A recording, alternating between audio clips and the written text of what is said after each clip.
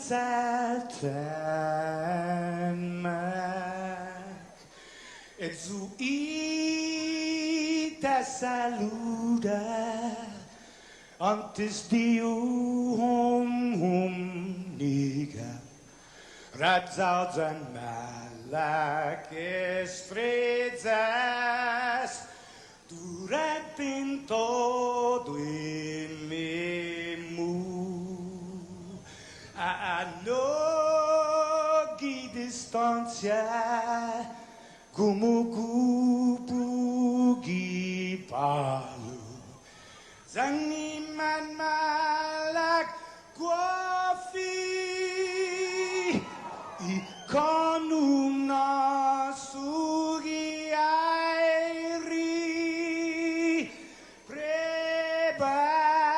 prebatu la noci nai banderata gaigi pues Atan Fanny Bandera Kau esta pagua pumalapa Gilo tanu man libri Sentami ti man ko badi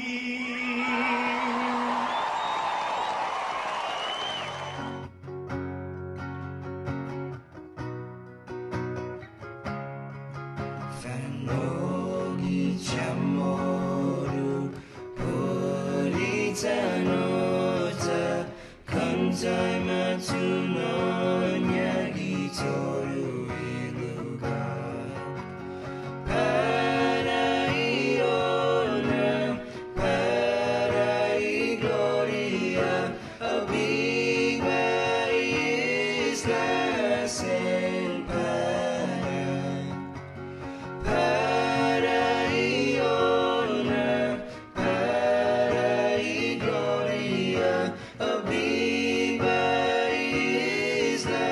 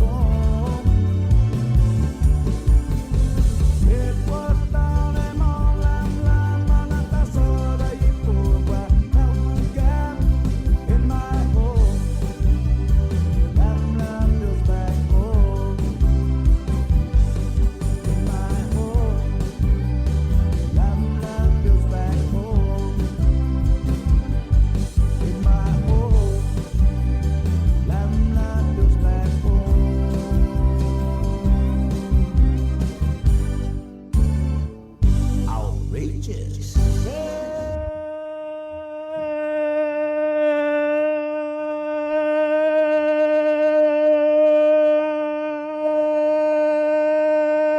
Morning, Guam. Good morning, Jason Solis. Good morning. Good one. Good morning, Sabrina Solis. Good. Matanani, good morning. Good morning. How's your coffee? Good. Creamy? Right on. I'll tell you right now, this Sabrina makes a mean cup of coffee. I don't know how you do it. You just press that button and it's like, good stuff. Good morning. Morning, Mike V. Heads up, everybody. We got an intern trainee running everything behind Mike V. Trainee with like 28 years of experience. Right on. This is child's play for him. Good morning to our Facebook Live viewers, KUAM TV. Good morning on you. And welcome to the March 24th Wednesday episode of The Link, brought to you by East West Rental, Calvo Enterprises, IT&E, and Carrier for all the Aircon babies. Jason Solis is a proud Aircon baby. Oh, yeah. It's 6:14. Here's who's coming up on the show. We'll catch up with DYA CPS.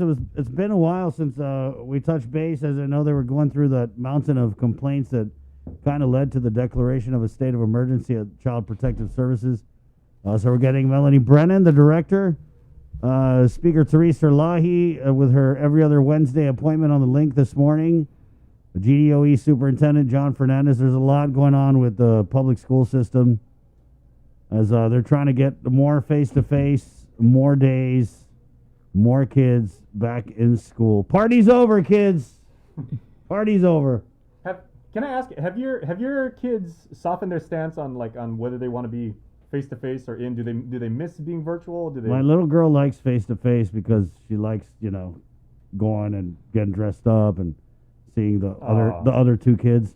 But my boys, they really got the online down. And then my oldest son is graduating this year, so he really struggled a little bit because there was just an avalanche of work they were getting, and without that kind of usually if you have a question, you ask the teacher, you stay after class or whatever, and so it's just hard for him to, but he really 180'd. I mean, I was like, boy, your grades, and the other day he was like, powered through, and I was like, wow. I mean, he raised the grades 20, 30 points. So. Hey, good job, Lennon. Yeah. And you said initially he actually wanted to stay virtual, and then he changed his mind, right? Yeah, well, because they started face to face, and now they're doing face to face over there, so he's doing all right. How is Brock liking the return to face to face, Bree? He seems like he's a lot more comfortable, right, being around his friends. Yeah, he's doing actually a lot better. His grades have gone up significantly since face to face. All right. Yeah. Good job, Brock. And Mike actually has a young son at St. Paul, right, Mike?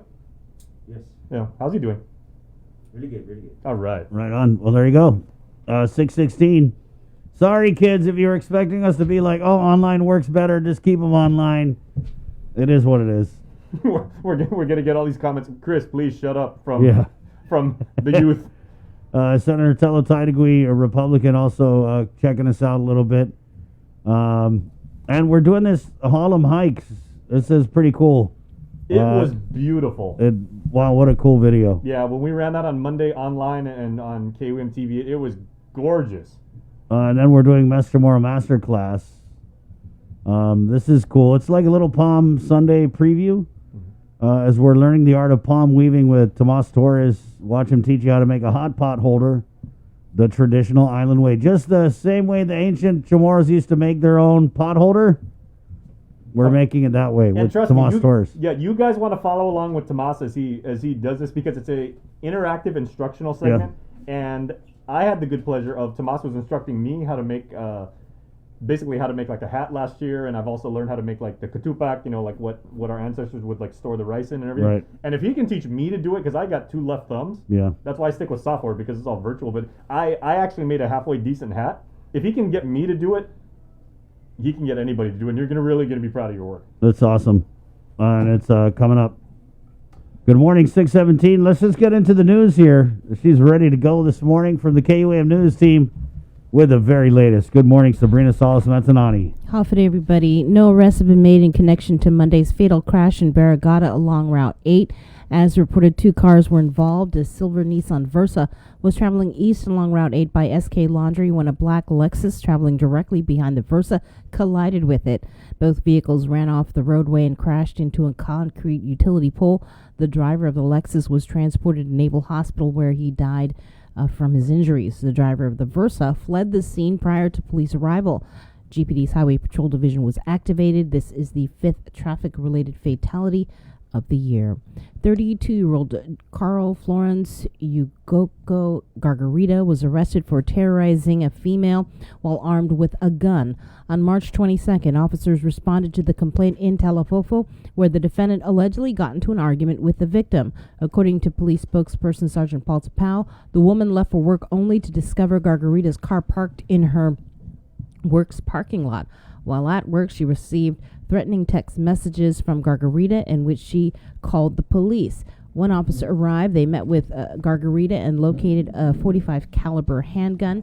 He was arrested for terrorizing, family violence, stalking, harassment, and unlawful possession of a firearm without a firearms identification. He was booked and confined. The District Court of Guam will be hosting a retirement ceremony for Superior Court Judge Anita Sokola today. Judge Sokola has been serving as a federal designated judge for the District Court since 2004. She is the longest serving designated judge, having served for more than 16 years. As reported, former Magistrate Judge Alberto Tolentino was nominated by Governor Leon Guerrero as the next judge of the Superior Court to replace Judge Sokola on the bench. And here's more news with Peter Santos.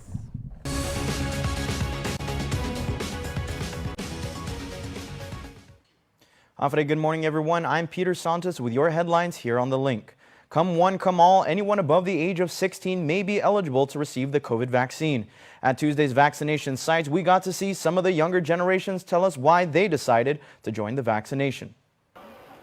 The age bracket for vaccine eligibility has finally been lowered to 16 and older, and we're starting to see some younger faces at the island's vaccination sites. And with about 50,000 more people now eligible to join the vaccination, Public Health's Vaccine Operations Chief Annette Uggins says the first day has been pretty smooth. We've had a positive response so far. Once we opened the door, we've been having a steady flow. We've been seeing some of the younger generation, which is really great. And the 20-year-olds, we did have a family of 4, with 3 of them being teenagers. So, thanks to the mom for bringing them in. And again, just making sure everyone is protected across all eligible ages. Speaking with some of the younger generations on why they made the decision to come out and get their vaccines on day 1 of the new eligibility bracket, each of them had their own unique take, but essentially they were all based around the same intention of wanting to do their part, not only by protecting themselves from the virus, but also protecting the community. I have 3 siblings here. We all came down. It makes me feel safe, and it makes me feel like I'm keeping other people safe. The service here is good, they're fast, and I really encourage people my age to come down and keep each other safe, because we're one island, one family. I originally wanted to get vaccinated because I'm working and I haven't stopped working since the pandemic. So we plan to get the shot together because we have kids, and we just want to be safe around our family. If resources are available to try to protect yourselves from the virus that's already growing, we definitely want it. It's worth giving it a try. So that's what we pretty much did, just to protect the ones around us, our family and each other, from the numbers. Even if the numbers are decreasing, it's still growing every day, and so we wanted to come out here and try to help control it. It didn't hurt at all, but I mainly took it so that it helps with the safety of others, especially like the elderly. And I just encourage other younger people like me to do it, especially since the age limit has been lowered. And I believe it's for the better of everybody. According to Uggin, with the age bracket opening the floodgates to allow for a wider range of eligible vaccine recipients, the path to half by May 1st is looking more and more achievable. The official memo is out. GovGuam employees can take time off to go get vaccinated. Governor's Chief of Staff John Jr. Calvo sent a message to agency heads to approve up to 3 hours of administrative leave during working hours for those who wish to get immunized. The employees will have to provide proof of their vaccination to their supervisor. The governor announced the voluntary program during a news conference on Monday. It's part of her drive to get as much as 50% of the population vaccinated by May 1st, which she calls the path to half. She also wants up to 80% by July 21st in an initiative she's calling Operation Liberate Guam. The administration is trying to squeeze out as much money as it can in the face of a tight economic condition. Tuesday, senators discussed a bill to refund certain bonds to save millions on debt service. Nestor Lecanto has more. Senators met in the Committee of the Whole to discuss the refunding of bonds backed by business privilege taxes. Budget Director Lester Carlson says it's a straightforward refund for savings model. The structure of the refinancing will allow for a $5 million savings in fiscal 21. That'll help mitigate the collection shortfall that we're currently seeing with the BPT. This is a very prudent policy measure that will allow for debt service savings in this fiscal year, $19.9 million in fiscal 22 and $13.1 million in fiscal 23. Carlson said the refunding at lower interest rates will actually reduce the government's overall debt and will not extend the bond maturity date. But then the discussion shifted to the government's financial condition. Speaker Therese Terlahi brought up newly released monthly data that shows while the revenue shortfall narrowed in February, it's still about $22 million or 2.9% below projections. If it hits 3% or more at the end of any quarter, it triggers a fiscal realignment. Terlahi asked whether they plan to use any of the well-reported $600 to $660 million in discretionary funds the governor will be getting from the American Rescue Plan. If there's a need to inject some money into the current year budget for continued public safety, public health, public education requirements, she is looking at that, but as far as cost containment, we're always looking at ways to contain costs. Meanwhile, Senator Joanne Brown says while the legislature may not have any discretion over the governor's rescue plan funds, they will have their say on all other appropriations as lawmakers prepare for upcoming budget hearings. Everyone talks about the $661 million that's falling from the sky and how wonderful it is, and the governor's saying it's my money, not your money, I get to decide what to do with it. There's still going to be components of the budget. We're not going to have control over that funding, as we will with these bond proceeds. And I think I would like to look at the budget, certainly as a member of the legislature, and see where those critical needs can be addressed with money that is within our authority to appropriate, so that those areas that don't get support and funding can be funded. For Guam's News Network, I'm Nestor Lecanto. The grand jury returned a true bill on George Chambers Jr. for submitting falsified records to receive pandemic unemployment assistance benefits.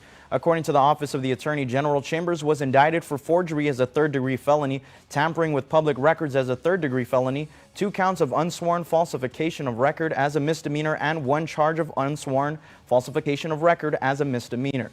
The PUA program assists thousands of unemployed individuals whose jobs have been impacted as a result of the coronavirus pandemic. Chambers' arraignment hearing is expected to occur in the next couple of weeks. That's the news for now. We'll see you all at 6 tonight on Primetime.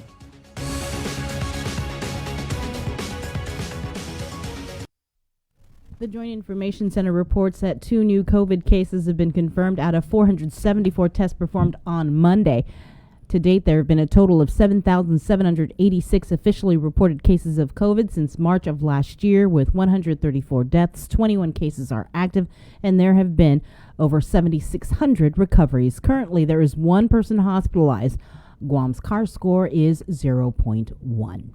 The O.G. Campbell Fieldhouse vaccination clinics, in the meantime, is fully booked until Saturday.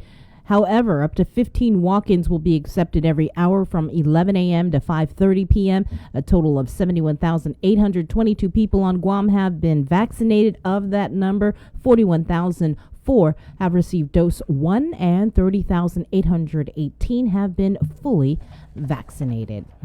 AstraZeneca announced the results of U.S. clinical trials looking at its coronavirus vaccine. Then overnight, federal health officials raised questions about the data used in that release. Natalie Brand reports. AstraZeneca may have overstated the effectiveness of its COVID-19 vaccine in U.S. clinical trials after sharing results showing it was 79% effective at preventing symptoms and 100% effective at preventing severe illness. The National Institute of Allergy and Infectious Diseases says the company may have included outdated information from that trial, which may have provided an incomplete view of the efficacy data. It was not necessary. If you look at it, the data really are quite good, but when they put it into the press release, it wasn't completely accurate. Dr. Anthony Fauci says he believes a review of the data will show AstraZeneca's vaccine is still effective at combating the coronavirus. This is really what you call an unforced error, because the fact is, this is very likely a very good vaccine. AstraZeneca says it will work to provide the most up-to-date information to regulators. The FDA will conduct an independent review of the drug before authorizing it for emergency use in the U.S.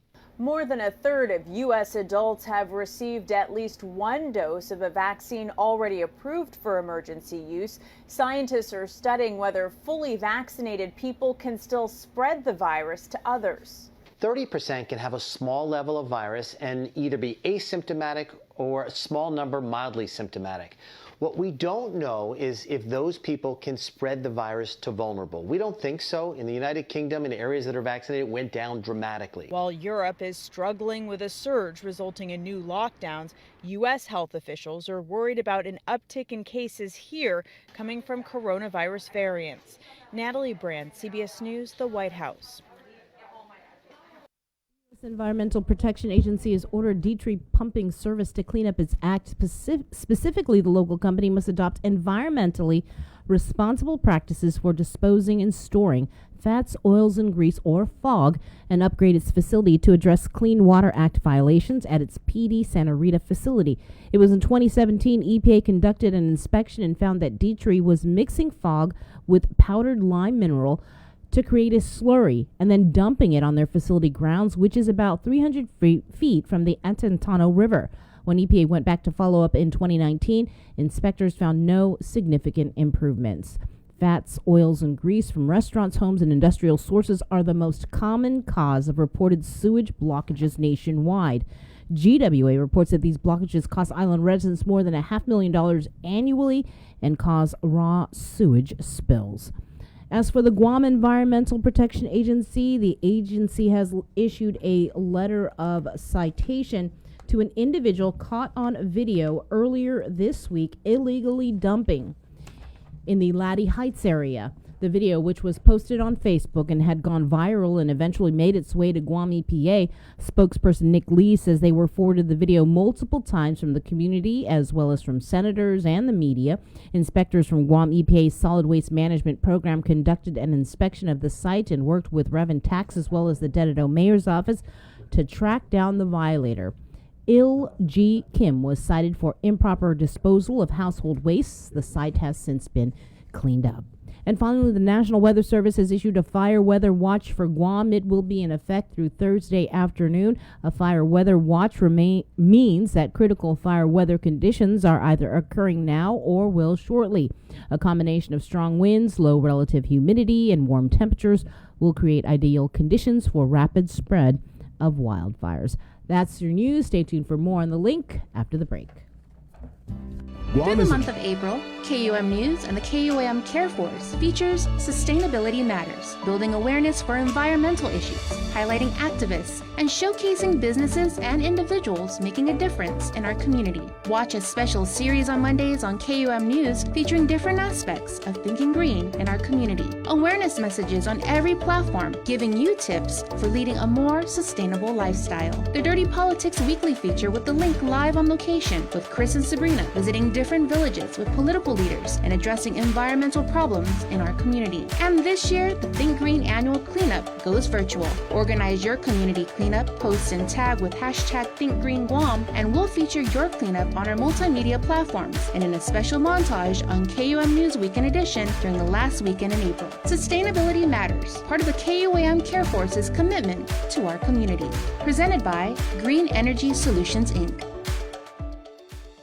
Catch a wave of fish and seafood available throughout the Lenten season at King's Restaurant. The Lent menu has a tsunami of all your favorites like deep fried parrotfish, fried calamari, and the Lent sampler. All are sure to be a splash hit. It's the Lent menu at King's.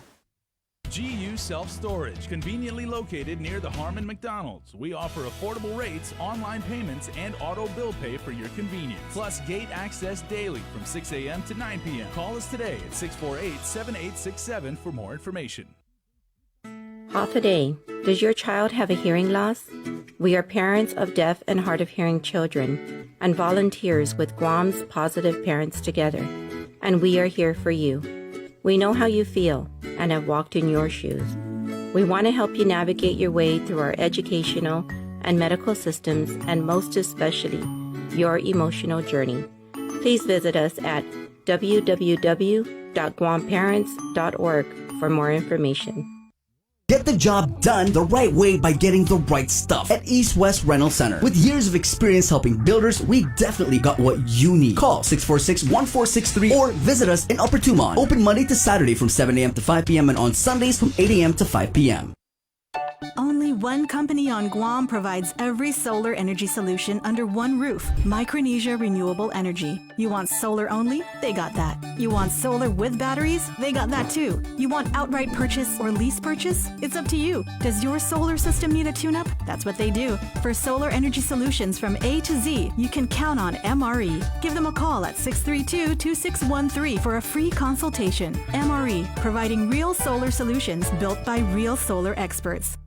Swim on in for Ruby Tuesday Seafood Sensations and enjoy your favorites from the sea in perfect time for Lent. Get hooked on lobster mac and cheese, the salmon loco moco, or the deep sea pasta. There's a bounty waiting for you on the RT Seafood Sensations menu at Ruby Tuesday Guam.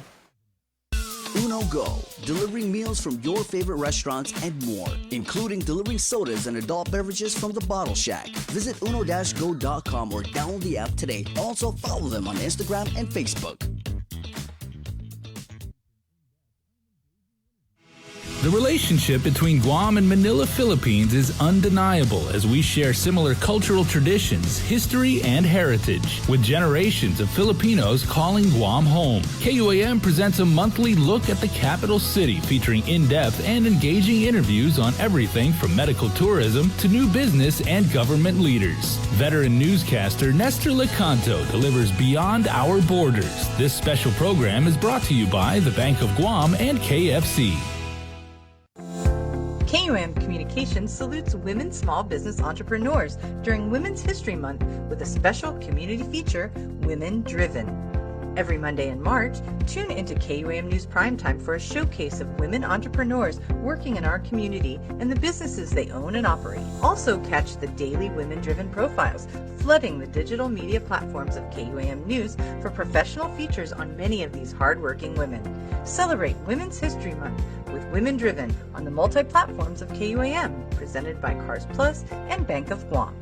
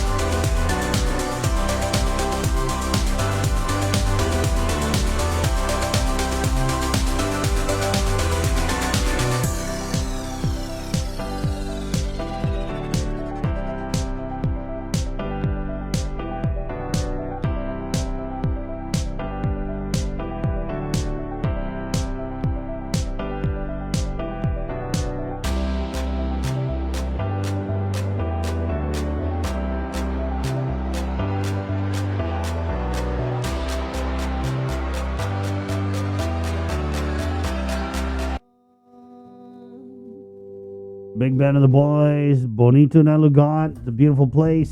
6:38 I love the Wednesday. ending, too. That's a good one. Yeah. It's like that, right? No, not exactly. Not quite like that. It might have been. He might have been off a little bit. Welcome to The Link, guys. It's the Wednesday, March 24th episode of The Link. It's a good one. One of my favorites. Good morning to KUAM TV land. How are you guys doing out there, KUAM TV? Woohoo! Yeah, morning. Good, One good, day good. closer to Easter. Yes, that's right. Next week is Holy Week, guys. We're going to be taking the week off just to honor. Really? No, we're not. He wishes. Gave me the death stare. Yeah, so next week's Holy Week, and then this Sunday is Palm Sunday. And if you guys have been following along, they're doing it a little bit different this year, obviously. I'm pretty sure they did it different last year, too. BYOP. Bring your own palm. Bring your own palms. It was funny because in Mass last Sunday, they actually said, bring your own personal palms. So it was like BYOPP. You know, being a 90s kid, I was like, OPP. Oh, yeah. You know me. You know me. Yep. Can you just imagine His Excellency like up at the pulpit? Are you down with BYOPP? Right. You down with the BYOPP? All right. Okay, let me hear it. The left pews. Left pew, The you right know pews. me. Right on. East Coast. Y'all West gonna Coast. burn in hell. Yeah, you're getting a spanking, Jay. So yeah, Holy Week. You know, we're gonna bring the priests out. We'll bring the priests out. Maybe get some pastors on here. You know, just heads up, Bree. Okay. Thanks. Also, coming up this morning, we just got the call from Mary Rhodes. Jay, what's going on? 10 a.m. Yeah, 10 a.m. today there is a big webinar, and a Mary has virtual actually time. been putting us up by the Guam Hotel and Restaurant Association, of course, of which she is president, and they have a tourism town hall forum, and that happens today at 10 a.m. It's going to be a Zoom call, so if you would like to participate, let me change my orientation. Yeah, it's and about the vaccination Yes. program. Join us for an informative town hall forum meeting about the importance of getting vaccinated, as Bree just said. As part of the Governor of Guam's reopening task force, the Visitors Bureau and GHRA highly encourage all employer groups and employees to join the live town hall forum. So that is at 10 a.m. on Zoom, Right. if you can make it. I think as we reported it last week or a week and a half ago about how GHRA, GVB, they were doing a survey amongst members, non-members, tourism businesses on whether or not they would get the vaccine or whether they had been vaccinated. And they were looking into the possibility, working with public health, to make it more easy for these employees to get vaccinated, perhaps having, a clinic somewhere down in Tumon or a hotel so that they wouldn't have to go all the way, to UOG.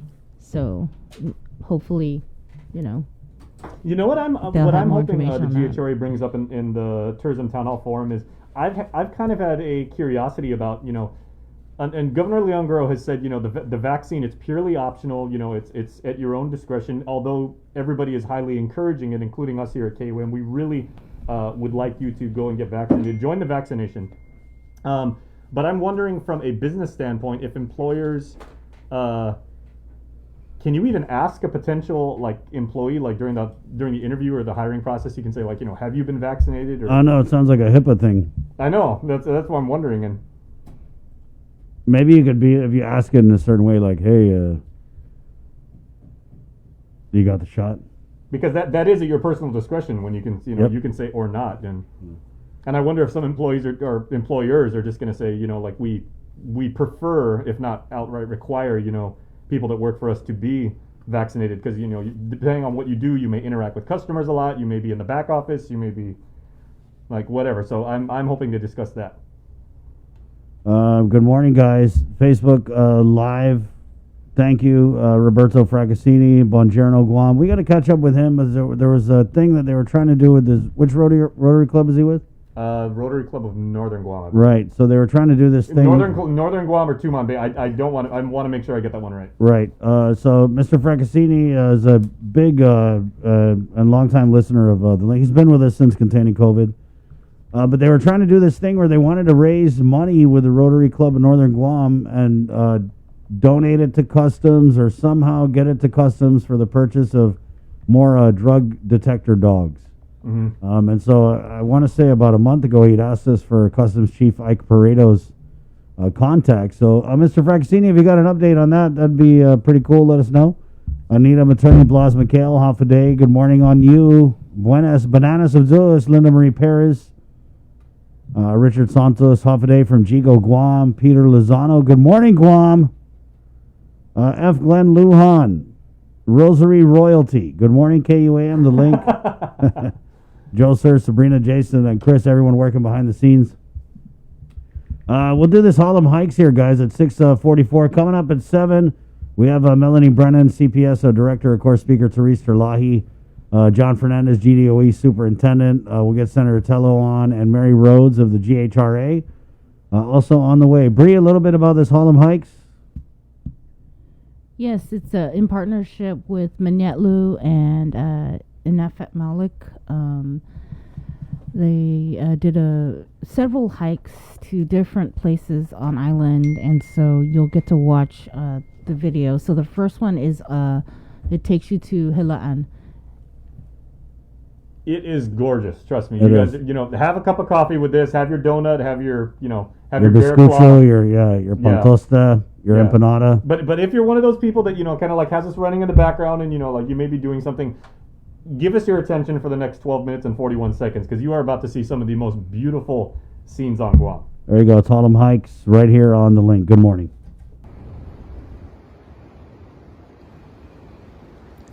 This island that we call home is a place filled with vast beauty if we could take a moment to realize our island's beauty has many faces. From open sandy shores to rocky coastal cliff lines, the deep valleys, to the freshwater caves of the limestone forests, to cascading waterfalls. Our island's beauty is endless, and that's why when we walk in this land, we walk with respect.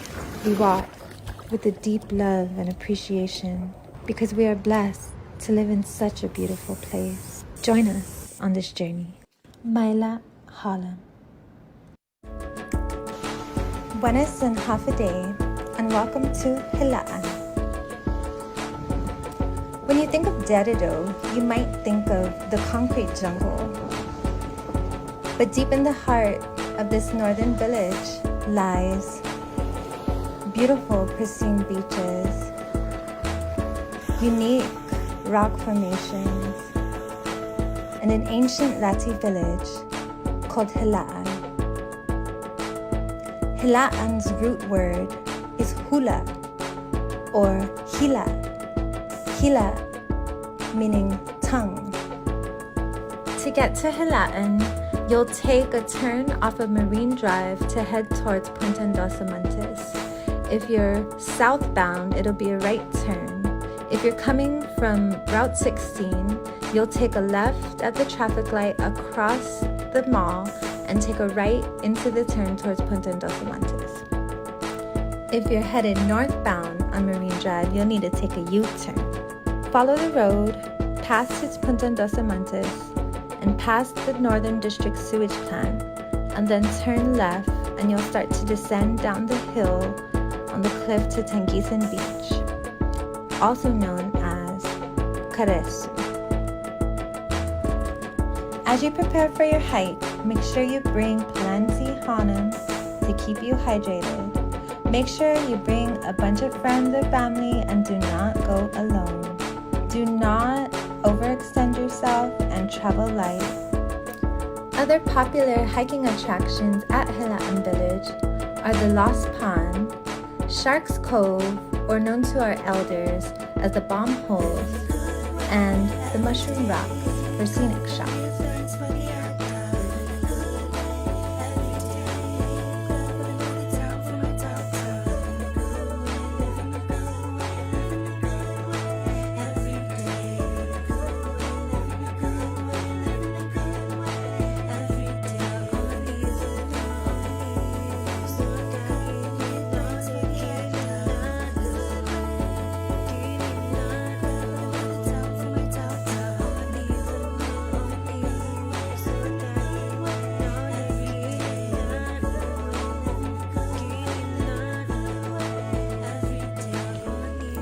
Coming out onto the first bay, it was almost easy to forget the trash we'd seen as we were overtaken by the beauty of the land and sea. This first bay is pretty popular for scenic shots and photography due to the unique formations of the mushroom rocks.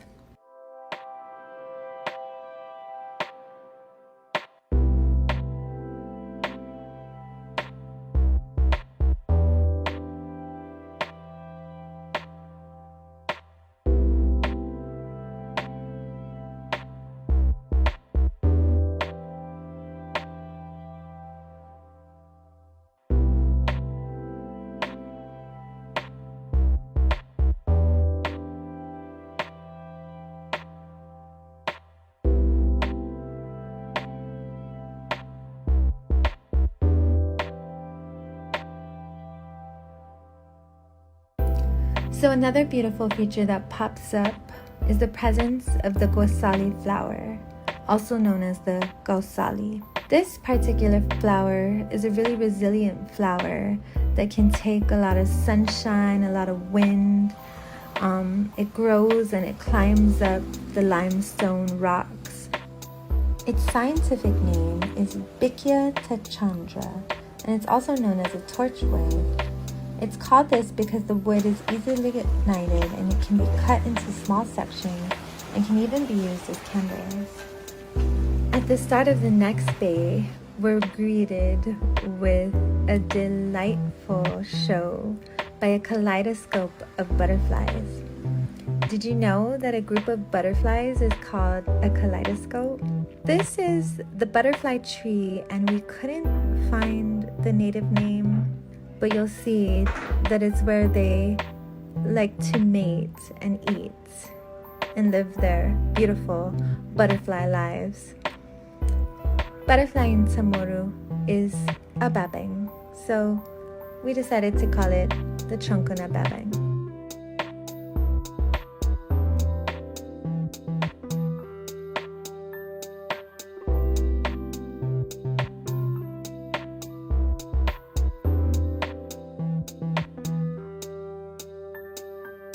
I'm a fish in the ocean of existence. God makes the waves and I offer no resistance. I'm a fish in the ocean of existence. God makes the waves and I offer no resistance. I'm a fish in the ocean of existence. Sinai makes the waves and I offer no resistance. I'm a fish in the ocean of existence. Lahat makes the waves and I offer no resistance. I'm a fish in the ocean of existence. Tangaroa makes the waves and I offer no resistance. I'm a fish in the ocean of existence. Kanaloa makes the waves and I offer no resistance. I'm a fish in the ocean of existence. Ocean makes the waves and I offer no resistance. I'm a fish in the ocean of existence. Ocean full of change and the ocean full of wisdom.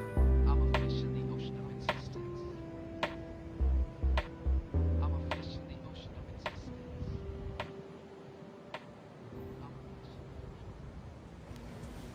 And here we come to the third bay. And after this bay, we'll finally make our way into the ancient village, Sengsong Hilaan. But before we get there, there's a little trek we have to make. Like I said earlier, if the tide is high, be careful. If you've got some electronics in your bag and it's too deep, you might even have to hold it up above your head. Luckily on this day, it wasn't so bad. But take your time here. Don't move too quickly. 打扰啊。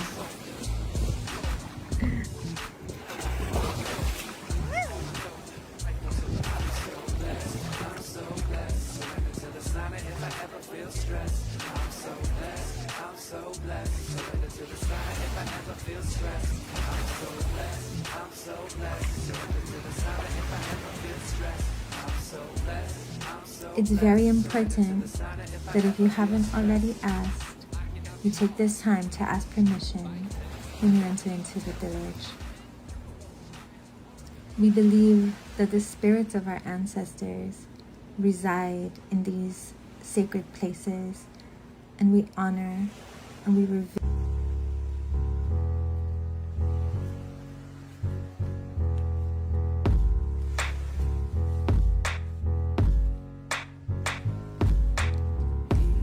At the Lati site, you could see the lusong that had grown on top of the stones and had actually helped protect it from deteriorating throughout the years. Remember, the Lati period in our history dates back to about anywhere from 1200 to 300 before the present era. So potentially these stones are thousands of years old. The capstones on the Lati in Hilaan, also known as the Tasa, are made out of brain coral, a common feature of the Latis on the northwestern coast.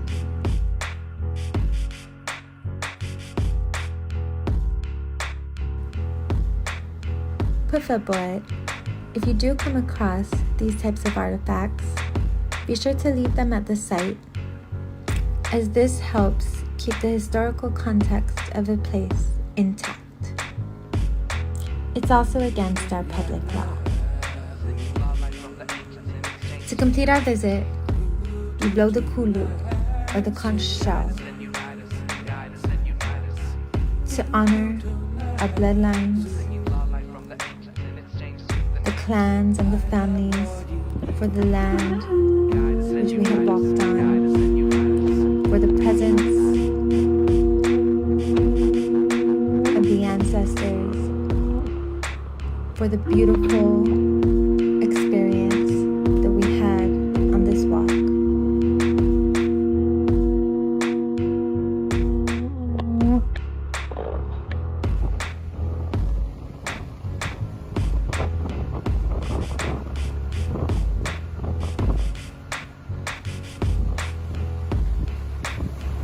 In honor, in remembrance, and in gratitude, as we are the generation to follow.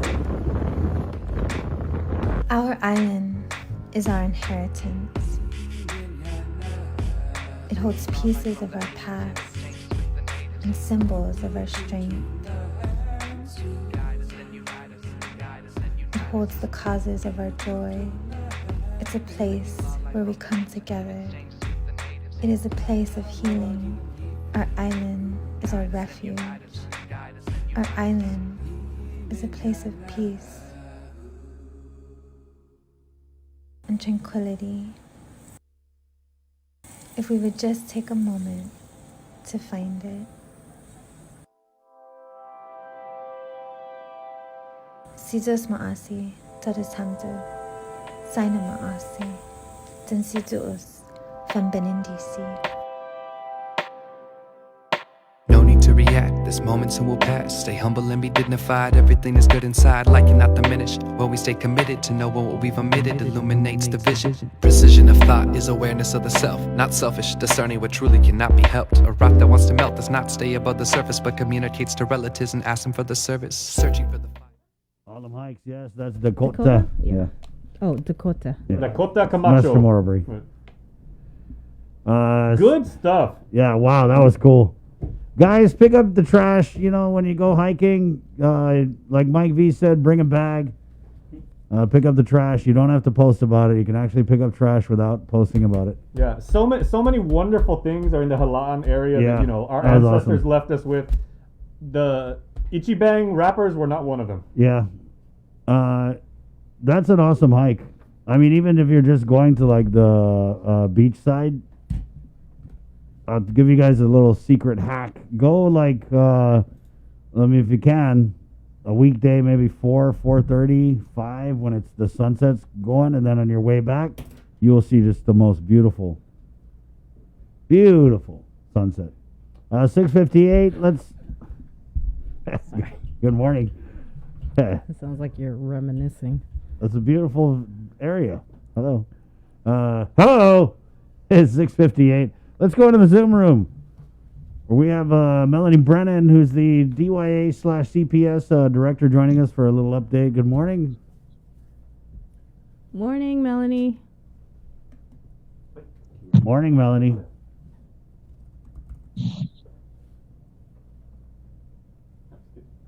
Good morning. Can you hear us?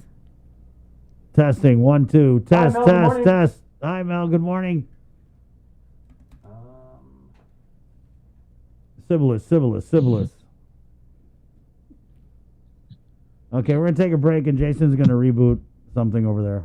We'll come back with more of the link next. Good morning. CBS Prime Through the month of April, KUM News and the KUAM Care Force features Sustainability Matters, building awareness for environmental issues, highlighting activists, and showcasing businesses and individuals making a difference in our community. Watch a special series on Mondays on KUM News featuring different aspects of thinking green in our community. Awareness messages on every platform giving you tips for leading a more sustainable lifestyle. The Dirty Politics Weekly feature with the link live on location with Chris and Sabrina visiting different villages with political leaders and addressing environmental problems in our community. And this year, the Think Green annual cleanup goes virtual. Organize your community cleanup, post and tag with hashtag ThinkGreenGuam, and we'll feature your cleanup on our multimedia platforms and in a special montage on KUM News Weekend Edition during the last weekend in April. Sustainability Matters, part of the KUAM Care Force's commitment to our community.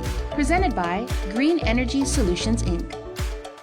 Catch a wave of fish and seafood available throughout the Lenten season at King's Restaurants. The Lent menu has a tsunami of all your favorites like deep fried parrotfish, fried calamari, and the Lent sampler. All are sure to be a splash hit. It's the Lent menu at King's.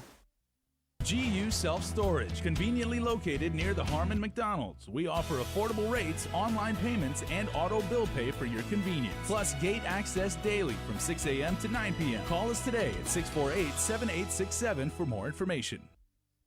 Half a day. Does your child have a hearing loss?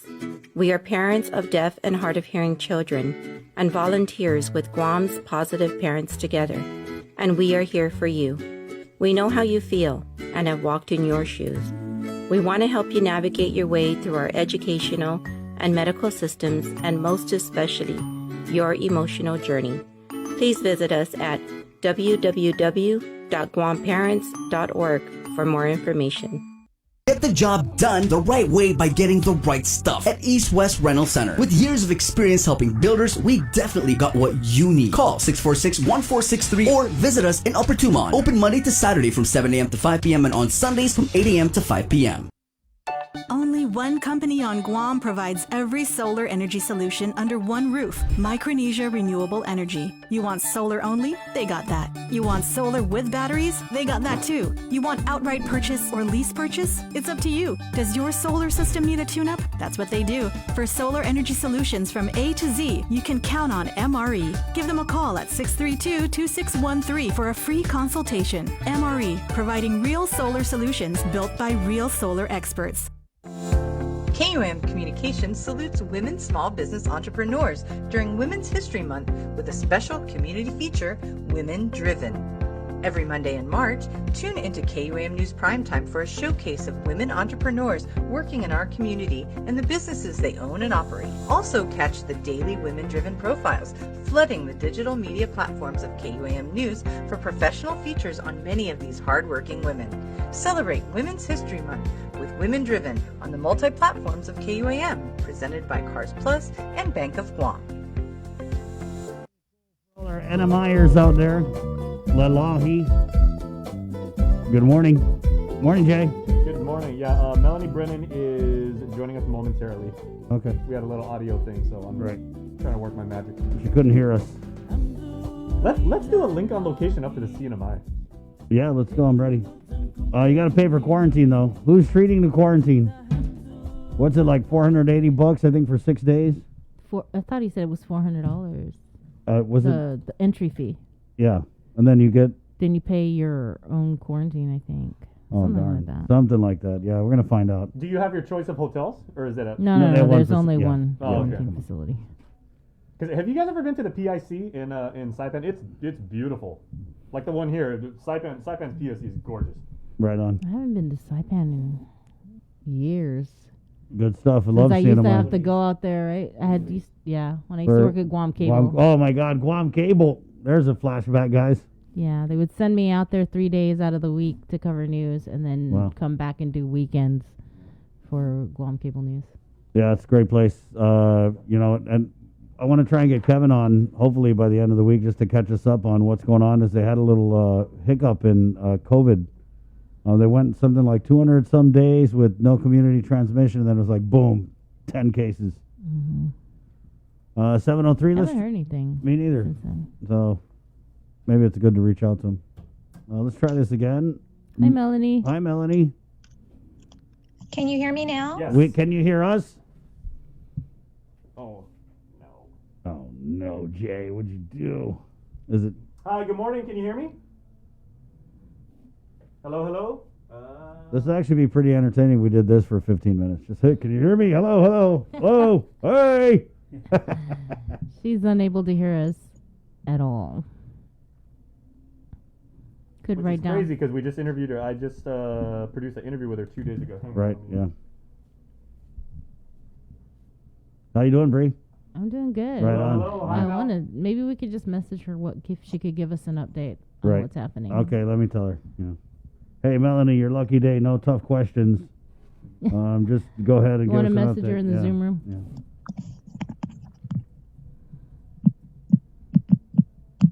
Maybe we should. Where's your paper and your pen? I need a pen in here. I'll just like write her questions. That was me, Melanie. What's a pen? Pen, yeah. It's a writing utensil for writing words of English or tomorrow, depending on what you're writing. Right on. Where's Joe, sir? No, just kidding, Mike. 7:04, guys. I really want to figure this out. So we're going to take another break again, Jay. Real quick, Mike. Okay, guys, we'll take a break, and we're going to figure this out right here on the link. Good morning. Through the month of April, KUM News and the KUM Care Force features Sustainability Matters, building awareness for environmental issues, highlighting activists, and showcasing businesses and individuals making a difference in our community. Watch a special series on Mondays on KUM News featuring different aspects of thinking green in our community. Awareness messages on every platform, giving you tips for leading a more sustainable lifestyle. The Dirty Politics Weekly feature with the link live on location with Chris and Sabrina visiting different villages with political leaders and addressing environmental problems in our community. And this year, the Think Green annual cleanup goes virtual. Organize your community cleanup, post and tag with hashtag ThinkGreenGuam, and we'll feature your cleanup on our multimedia platforms and in a special montage on KUM News Weekend Edition during the last weekend in April. Sustainability Matters, part of the KUM Care Force's commitment to our community. Presented by Green Energy Solutions, Inc. Catch a wave of fish and seafood available throughout the Lenten season at King's Restaurants. The Lent menu has a tsunami of all your favorites like deep fried parrotfish, fried calamari, and the Lent sampler. All are sure to be a splash hit. It's the Lent menu at King's. GU Self-Storage, conveniently located near the Harmon McDonald's. We offer affordable rates, online payments, and auto bill pay for your convenience. Plus gate access daily from 6 a.m. to 9 p.m. Call us today at 648-7867 for more information. Half a day. Does your child have a hearing loss? We are parents of deaf and hard of hearing children and volunteers with Guam's Positive Parents Together. And we are here for you. We know how you feel and have walked in your shoes. We want to help you navigate your way through our educational and medical systems, and most especially, your emotional journey. Please visit us at www.guamparents.org for more information.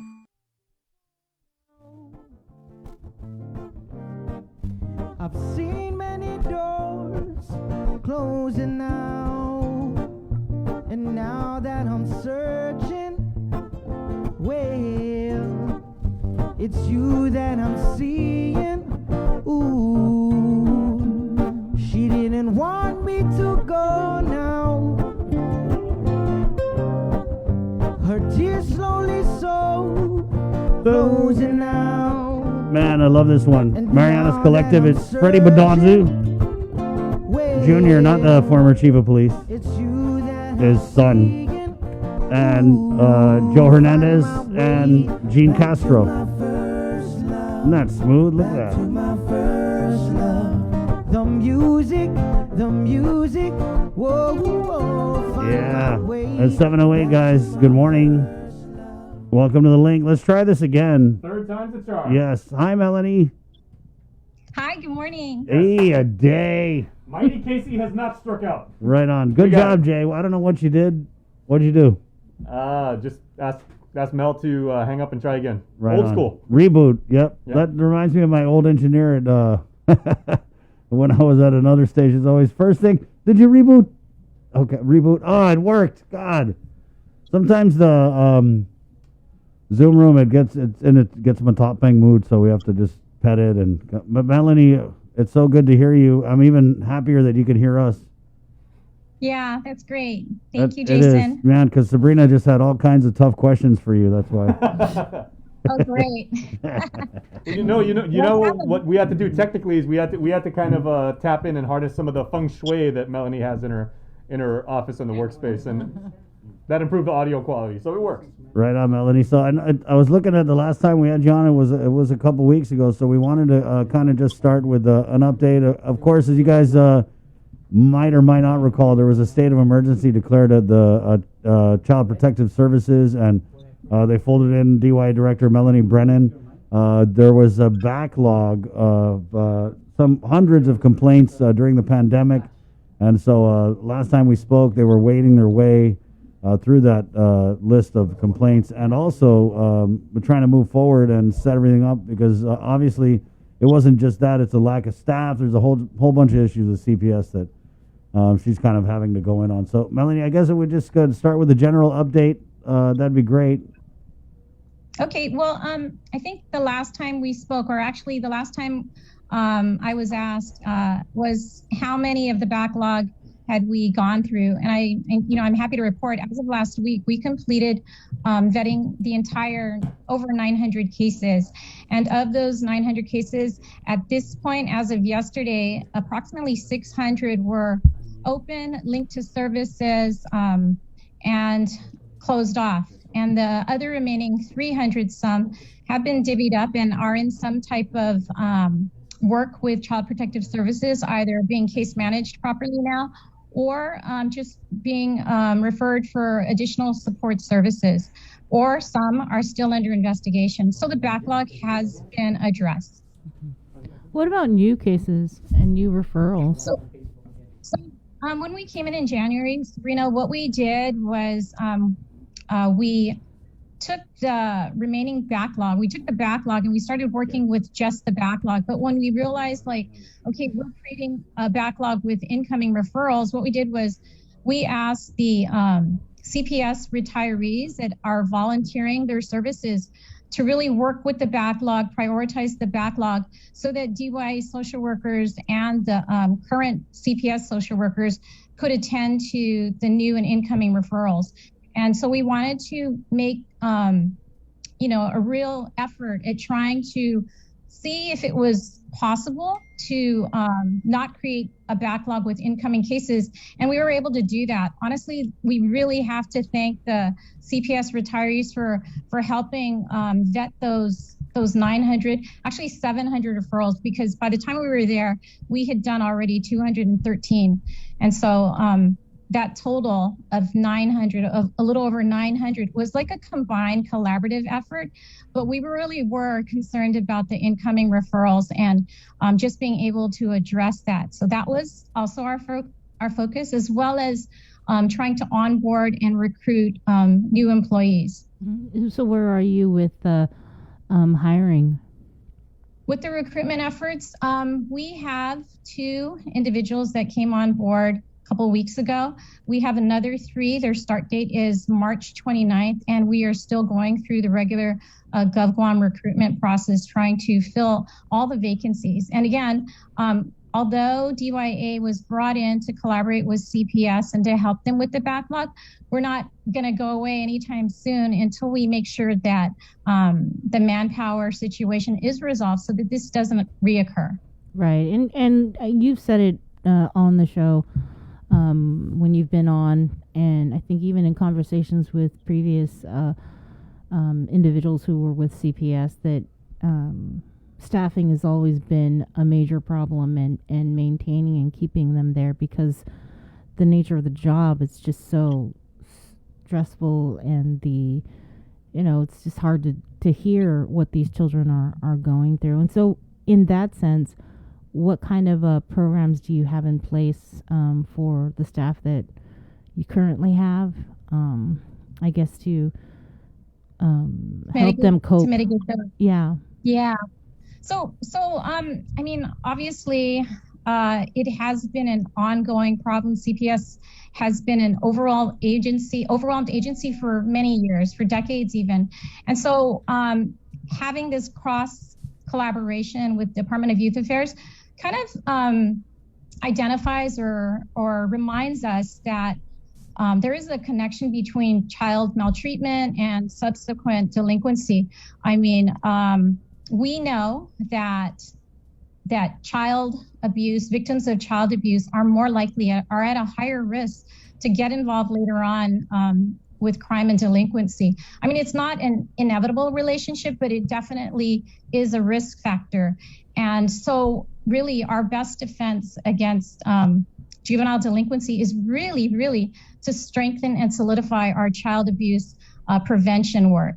And so I think that that the cases coming in, we need to tend to them, regardless of whether there's indicated child maltreatment, regardless of whether it fits the criteria, but just linking families and children to services is huge in terms of prevention. And it can prevent a lot of these cases from becoming full-blown child abuse cases. And so with that, it's our work in prevention really needs to be fortified, solidified, and our work with incoming social workers assigned to Child Protective Services, we have to do our best to properly onboard them, not to throw them into the fire, but prepare them, give them, the skills, the coping skills and interviewing techniques that they need. Mm-hmm.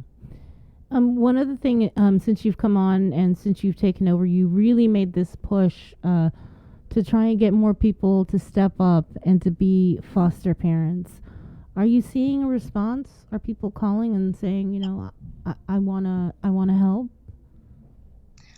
Yeah, there have been quite a few calls already, and we are right now processing 3 new foster parents to license them so they can take in children. We're always going to push the fact that our island community, the family structure, really, whenever we have to make that hard decision to remove children from their families, we want to make sure that we exhaust all efforts to examine, extended family, grandparents, aunts and uncles before we actually have to move them into a licensed foster home. So we really do rely on kinship placement, on relative placement. But yes, there's always going to be a need for foster parents.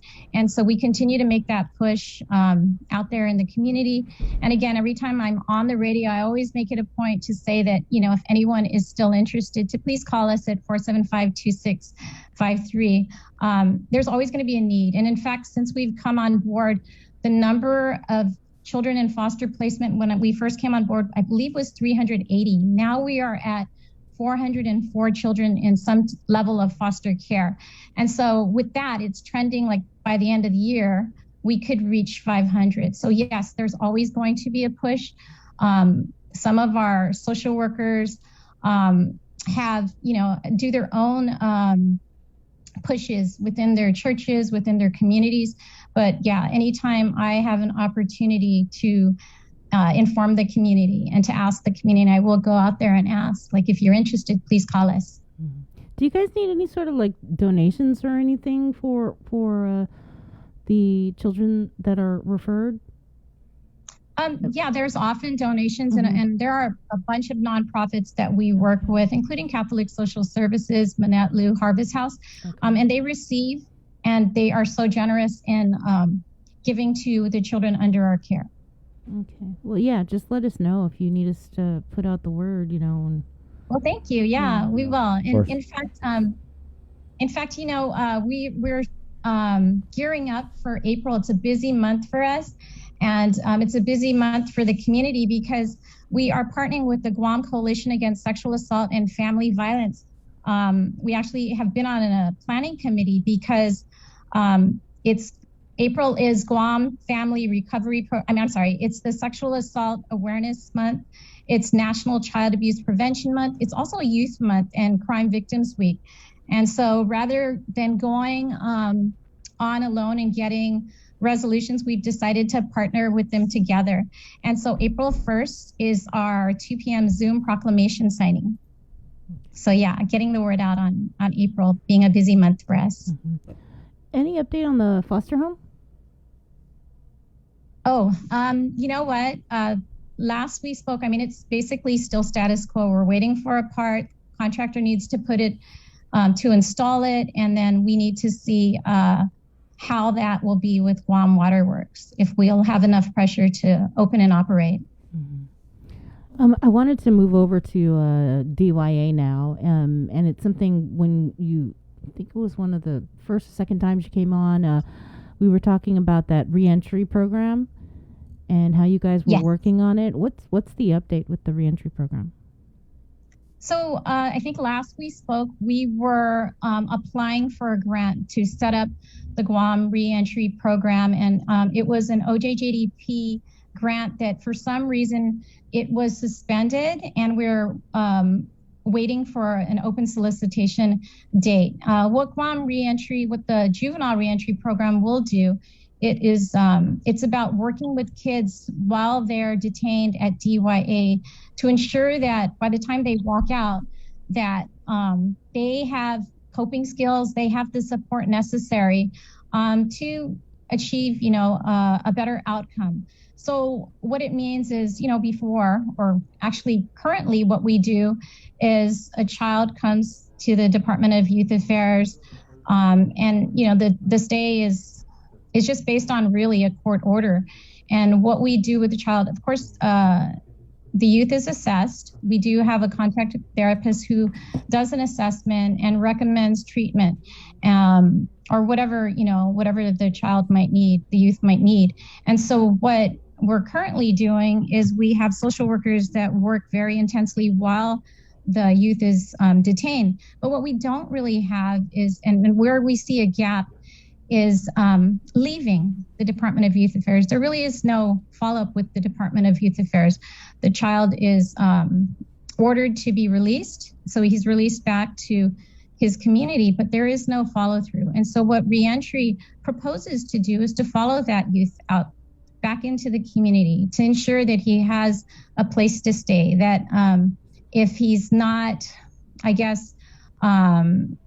ready for or willing to go to school, or has aged out, that we set him up to succeed somehow with either workforce development opportunities, even if it's helping him to fill out an application for housing. That's what reentry is about, helping to stand up formerly incarcerated individuals. And I know that the Department of Corrections has stood up a reentry program, and that's what we'd like to do for our juveniles. Right. What about, speaking of the Department of Corrections, we spoke with them yesterday, and we asked about whether or not they have begun vaccinations of the prisoner population there. I'm not sure if, DYA is having any sort of conversations with public health on the client population over there. Is that happening, or that's not in plans for?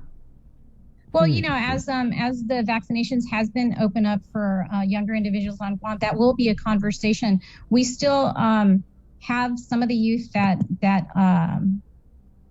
we spoke about when there was an outbreak. We still would need their parents' permission, authorization to get vaccinated. And so there has been discussion about that, but no movement yet in terms of actually getting the vaccinations out to our resident population. We still have measures in place wherein anybody who is admitted to the Department of Youth Affairs does receive or is tested upon arrival and is quarantined for 10 to 14 days prior to being mixed with the general population. So safeguards are still in place, but that discussion about having kids tested, that's still a discussion that needs to be made with public health. Okay. Thanks, Melanie. Yeah. How long do you anticipate the state of emergency lasting for CPS? Well, again, just because we don't have the manpower resources, all set in place at this time, and the recruitment, it's for whatever reasons, because it's, a difficult position to fill, and because the recruitment process, it's really vetted, and so it does take 2 to 4 weeks. So I anticipate the Department of Youth Affairs social workers being there at least another month. Okay. Well, thanks, Melanie, for the updates. Was there anything else? No, just next month is a busy month. April 1st is the proclamation signing. We've joined forces with the Guam Coalition Against Sexual Assault and Family Violence. It is Child Abuse Prevention Month. It is Youth Month. And so very, very busy. But there is, that connection between child maltreatment and delinquency. And the better we are at the front end in terms of prevention, the better we are and the safer the community will be. It's not just an effort by the government or one organization. It really takes the whole community to address child maltreatment and delinquency. Right on. Hopefully we can get you on next week, and also Cynthia, right? That's Cynthia Cabot? Yes, that's Cynthia. Yeah. She's a great partner. She's always offering us training. She's always helping us develop professionally. And that's important so that we can better address, these systemic and issues that really are just so overwhelming at the moment. Thank you, Melanie. Thanks, Melanie. Thank you, too. Okay. We'll see you. Jones. Okay, Esther. 7:25.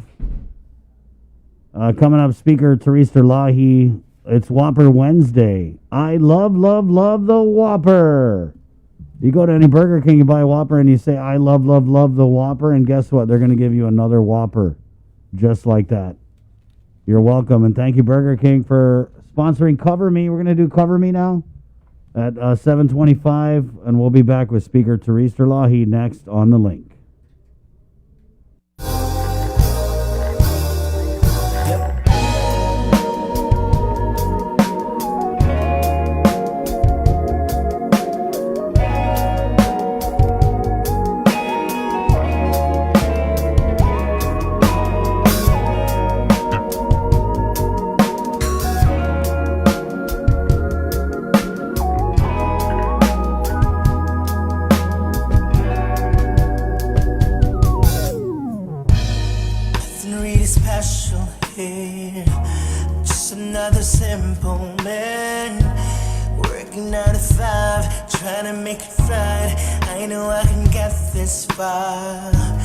Music is my getaway. I'm hoping that I'll make it someday.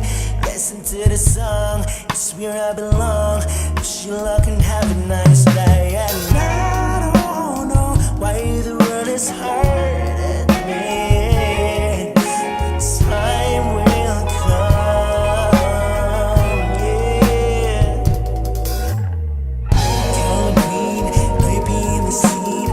Shout out to my people in the back of this screen, yeah. Money green, money green. I can take you to the south side, show you where the good times. Girl green, baby in the scene. Shout out to my people in the back of this screen. I'ma make this fun, yeah. Music is my getaway. I'm hoping that I'll make it someday. Listen to the song, it's where I belong.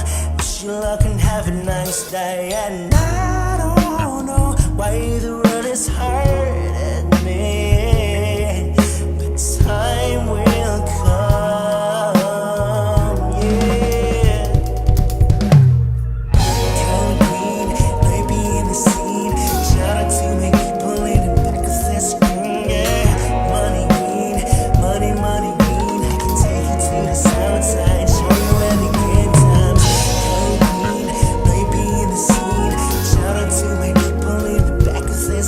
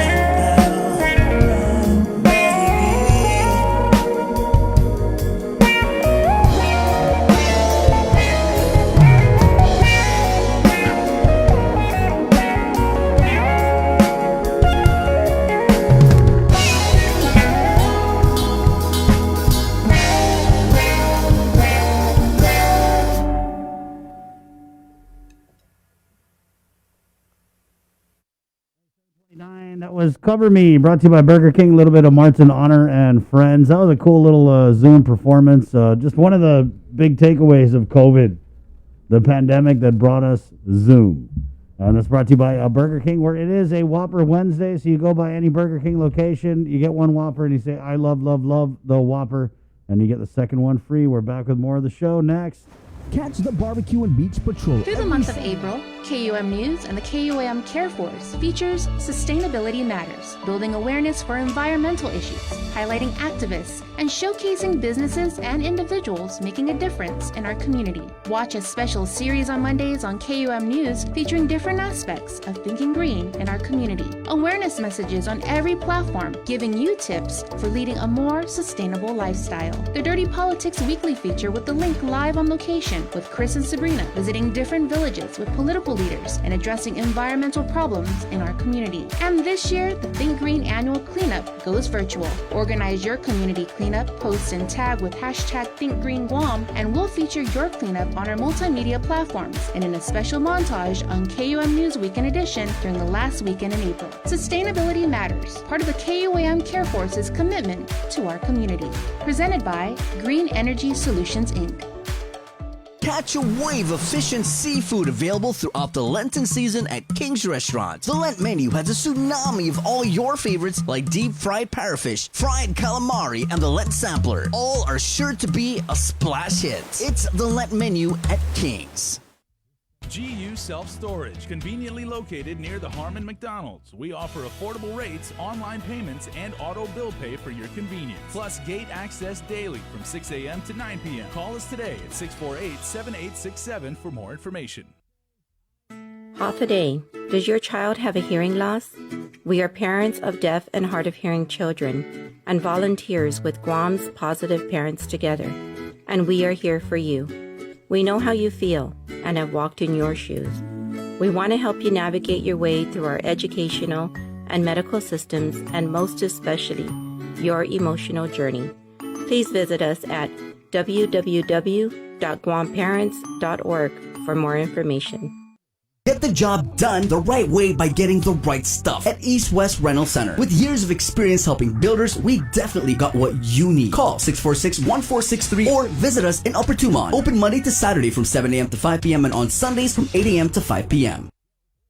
Only one company on Guam provides every solar energy solution under one roof. Micronesia Renewable Energy. You want solar only? They got that. You want solar with batteries? They got that too. You want outright purchase or lease purchase? It's up to you. Does your solar system need a tune-up? That's what they do. For solar energy solutions from A to Z, you can count on MRE. Give them a call at 632-2613 for a free consultation. MRE, providing real solar solutions built by real solar experts.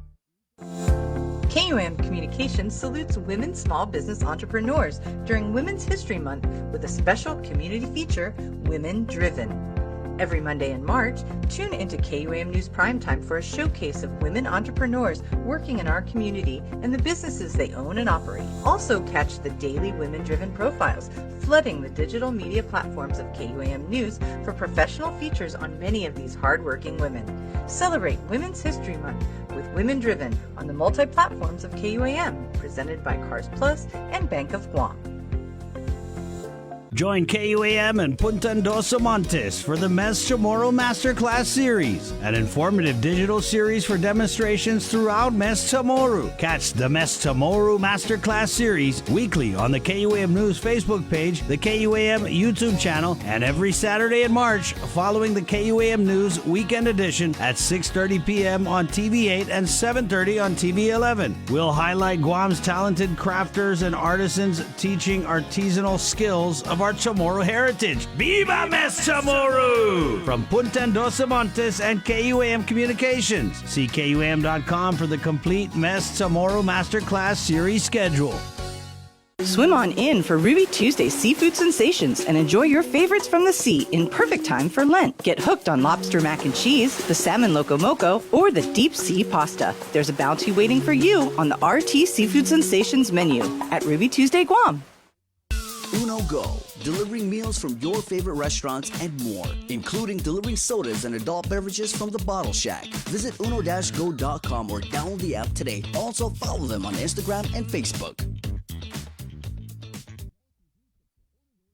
On ChamorCuisine.com. You're listening to The Link with Chris and Sabrina on Breeze 93.9. KFC on the Mikey KFC.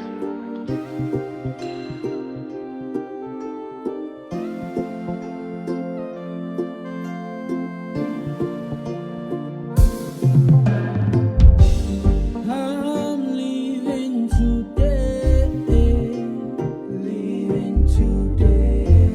Really wish I could stay, wish I could stay. My heart is pounding, pounding your name. Me without you is like a stormy weather. You're my necessity, only you make it better. Leaving you today could be the worst day. It's the last that I will see your face.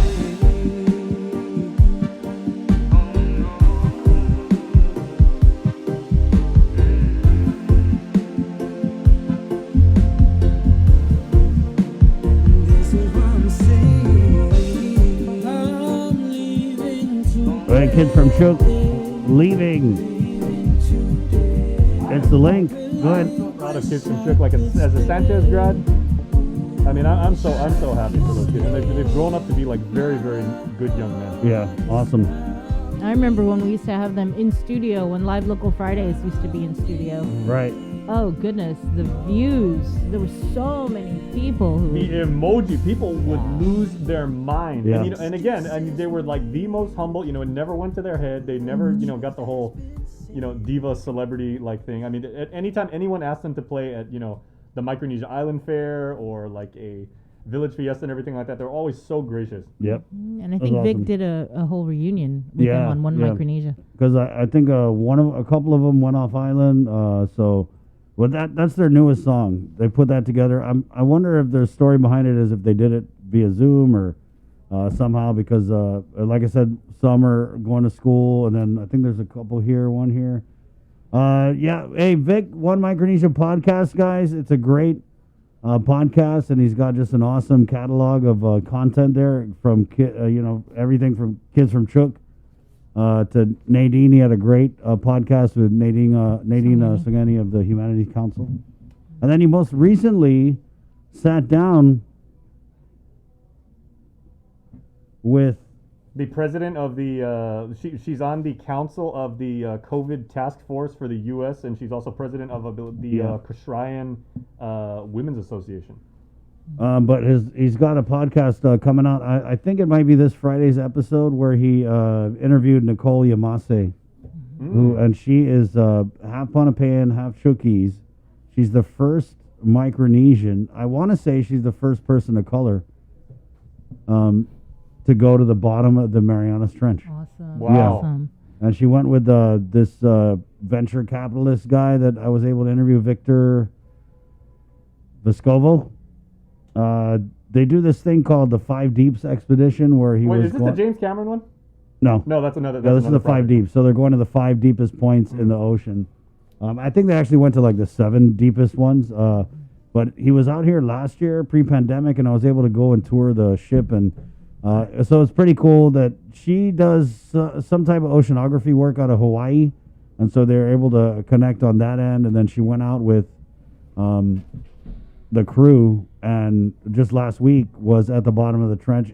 She's got a great Facebook, by the way, where she's just posting up all kinds of pictures. So Vic, that is a great get. I mean, I was trying to get this young lady for a couple weeks, and I called him the other day. I was like, hey, who's your podcast? He's like, oh, I got Nicole, just like that. So he's got the pull. And that's going to be a great story. I think that is just so cool.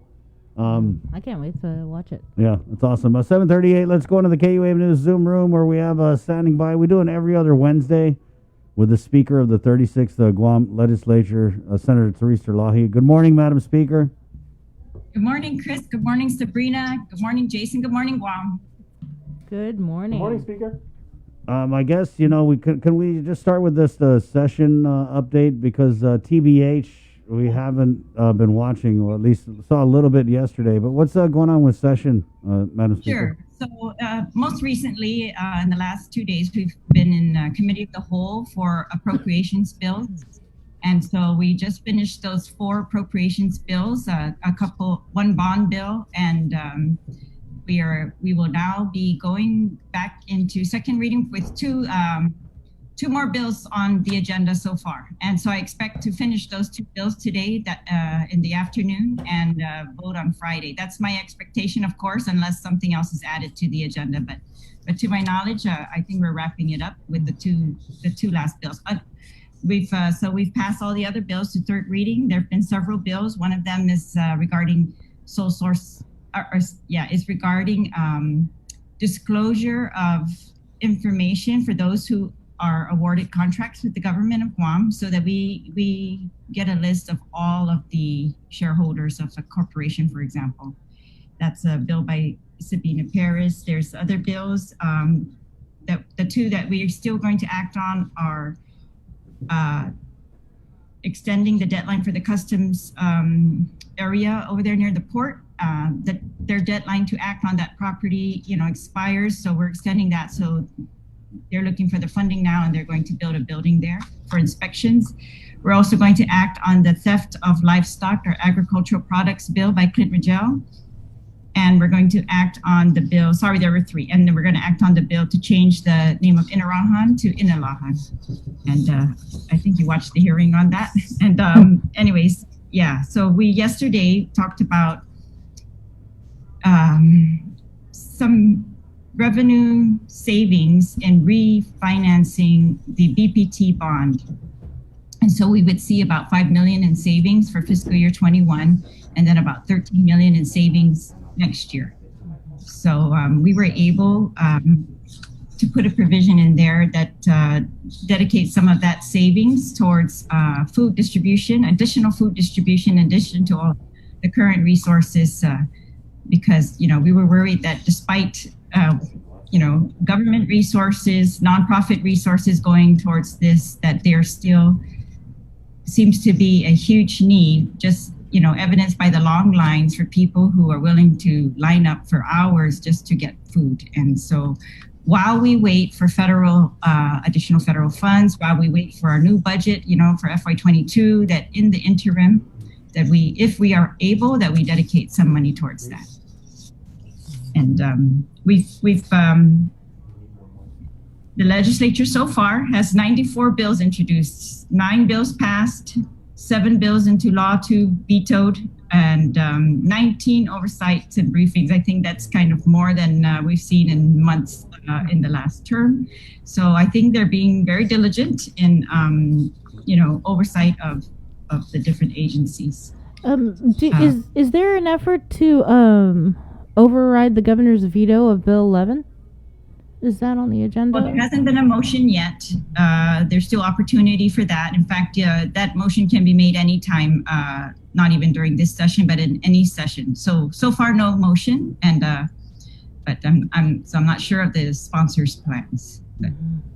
We didn't get a chance to talk to you, but the 27 pages of sole source procurement, Yes. Emergency procurement. Have you had a chance to look over that list or even speak to GSA about it? So I did look at the list, of course, and then I asked GSA formally for a more thorough list, the one that has, the complete names. They've actually told me that that's not possible unless they do it manually, which will take time, or that they change their program, which is very surprising to me and very frustrating, of course. So I'm still following up on that. I don't think we can operate like this. So the reporting is really not satisfactory if that's how it's going to come in. Right. They need to change that. So what does the law say, that they just got to turn a report in, then that's it? It doesn't say it has to be a complete report, a legible report, a report that you actually... Obviously, I think if you say report, it has to be complete. I think there's no way they can argue that is satisfactory. They know that they need to do something else. They just claim that the program won't let them do that, and they have to do it manually. So I'm asking them to do that. Madam Speaker, it kind of seems like, I mean, even us and just going through this 27 pages, because the information's so incomplete, we had to then kind of look at some of the expenditures that were maybe eyebrow raising or whatever, and then send a FOIA, and we're still waiting to get the documents back. But I mean, I know there's 15 of you guys, but just in having to go through these purchases, I mean, really with a fine-tooth comb, it's looking like it's going to be a gargantuan task. You know what I mean? And I mean, essentially, we could be looking at you guys just having to sift through, I mean, not even eventually. I mean, it's going to be thousands and thousands of pages of documents. So what format do you think is best? I know that Senator Sabina said she's going to call an oversight, but is that even going to be enough time to really ask questions when you guys don't have the full plate of information before you already? Well, I think, we've asked for the information, so we should get information before any oversight hearing as much as possible so that we can narrow down the issues for that hearing. And I'm sure that Senator Perez will do that. She's very efficient and not going to waste time on trying just to get, what those list of names are. So hopefully we get that as soon as possible, hopefully in the next couple of days, and then we move on and, really determine whether there was some impropriety or not. GSA is standing by their, procurement and Right. saying that all of these were up and up. They just look, unusual to us, but we'll continue to look closer. Right. We had Claudia on little pre-oversight hearing, if you will. But it was tough because, like you said, and just wading into this with so little information, it's really hard to even figure out what questions to ask. And she had said something like, obviously she's been the chief procurement officer as the government of Guam has changed hands with the leadership from administration to administration. So, I want to say I feel like she should know what she's doing.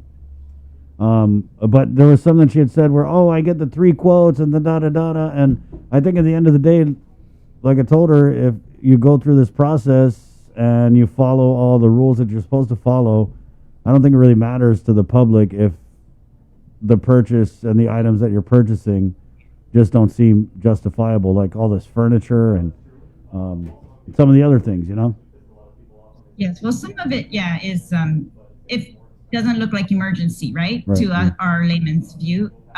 Some of it might just be sole source. So that's another one of the issues is kind of they're all seem lumped together. And so we're hoping they And some of distinguish. Some of it, she said, because when you add it up, it's like almost 28 million, I think, in for both sole source and emergency procurement. But then she was like, well, some of those purchase orders were terminated. So it doesn't necessarily mean that, 28 million really was spent on all these purchase orders, like the Cliff Hotel. When you add it up, it's 150,000 for a facility we never used. Right. So we're supposed to be seeing the contracts, right? So those are the various contracts. We don't know the other side of it. Like you said, Sabrina, how much has actually been paid under those contracts? That's a whole other question. Yeah. A whole other can of worms. Is that like a whole other report? Yeah, that's a DOA thing, right? Yeah. Yes. Well, I think, the intent of the law in these reporting, of course, is to get adequate information. So this is a very clear case that, give all the information possible. Otherwise, it's just not going to meet the intent of the law. And we're going to keep running around in circles. And I'm just going to give them the benefit of the doubt at this point that this is not an intentional, trying to hide information, but we'll give them a few more days, and just see. And of course, the oversight hearing will help that flush out all the information. But it shouldn't be so hard. I totally agree with you all, and that you shouldn't have to FOIA, these agencies to get this type of information. That's why the reporting requirements are there, so that the information is readily available, particularly in these cases where there's sole source or emergency procurement. We always know these are the highly suspect, immediately suspect procurement. So we just want to look at those quickly. And Madam Speaker, you guys should also look at the under 10,000 purchases, because when we asked Claudia how many of those there were, she said, "Oh, there's a lot." Like that. She was like, "Oh, there's a lot." Yeah. So yes, you're right. And we get reports of those also. Okay. Well, no, I'm sorry. We get the reports of the over 10,000. Right. Yeah. So that's where I think a lot of stuff is. Maybe you're going to find another more interesting list. Madam Speaker, I wanted to talk to you because we had Jack Hattig on here a few weeks ago about this. There's an incident with the Chamorro Land Trust, a land agent who had alleged that Jack had somehow influenced her, coerced her, and then there was also, I believe, an allegation of forgery thrown out by Senator Joanne Brown. She wrote a very tersely worded letter to the governor. And so we had Jack on about it, and I know since then the development had been that the chairman of the CLTC had, they went into executive session, I think, for a couple hours. He issued a report that we haven't seen. But as the land chair, did you have eyes on this whole thing? And what was your take on it from start to, I guess, what is seeming like, was this thing resolved already, or?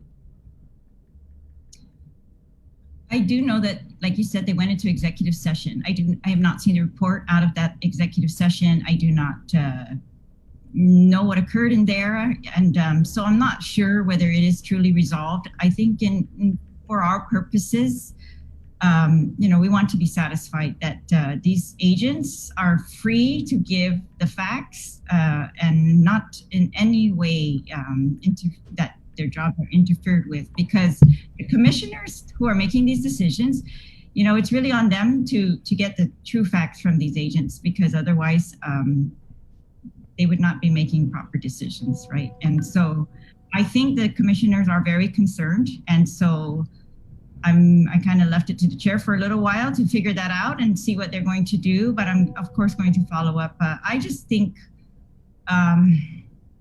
again, everybody can have recommendations. Those recommendations should be separate from what a land agent might say are the facts of the case. And so those things just need to be distinguished. The commissioners need to be very, very active.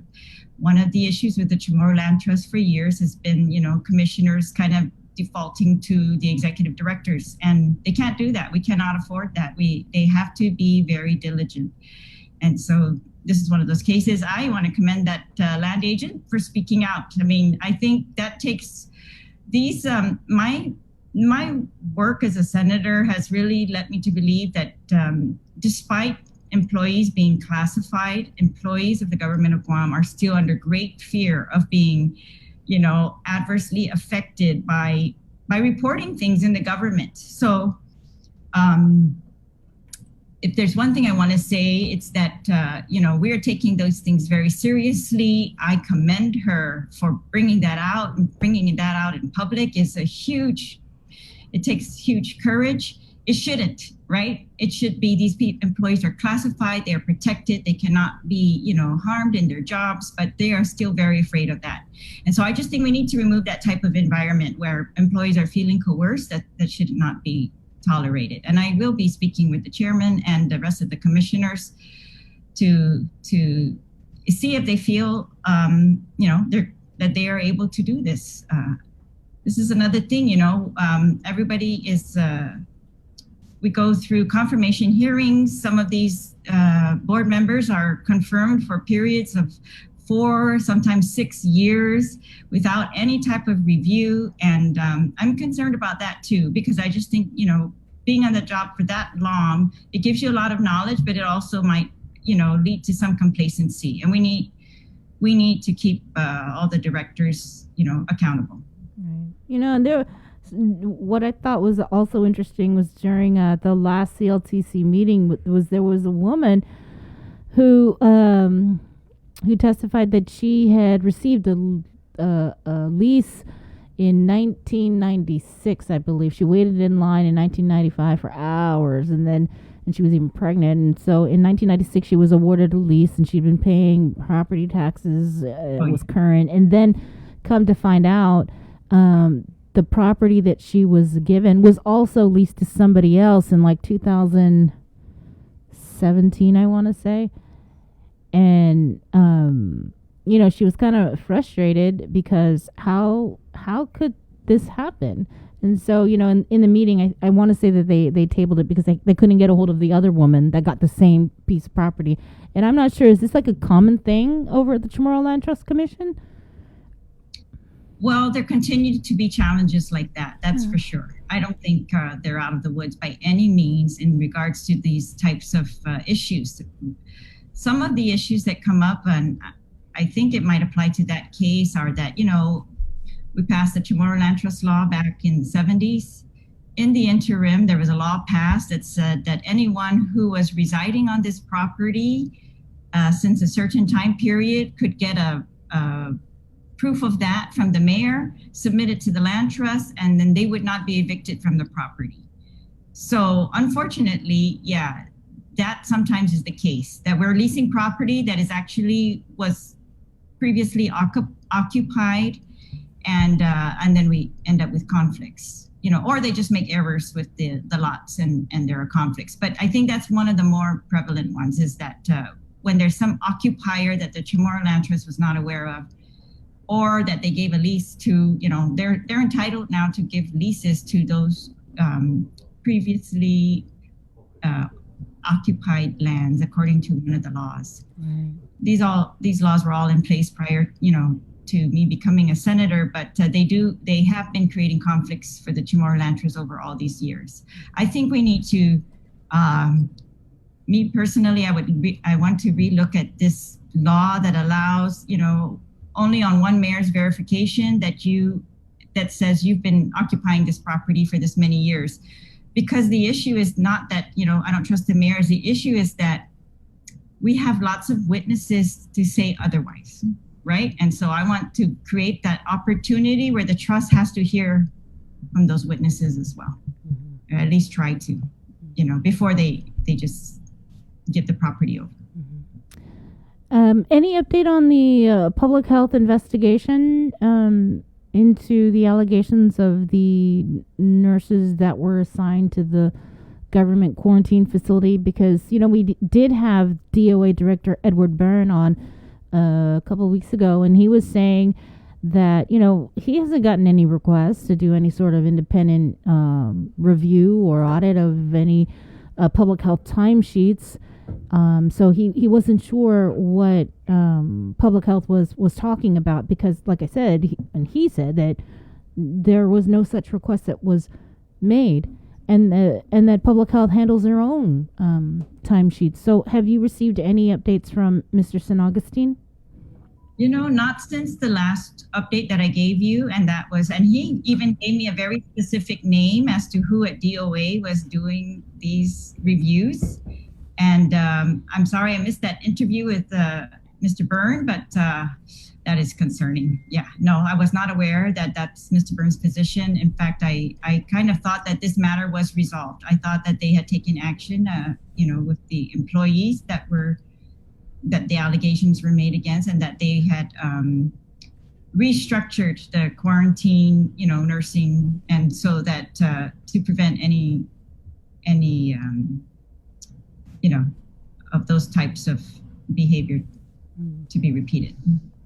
Have you heard anything? As to the timesheets, yeah, all I can tell you is that the director, you know, definitely gave me a name at DOA who they were working with to review these timesheets. And I know that they had said that they had sent it to DOA just so that it would be independent, right, outside of their own agency. But I will follow up. That's news to me. I'm sorry, Sabrina, I can't update from that.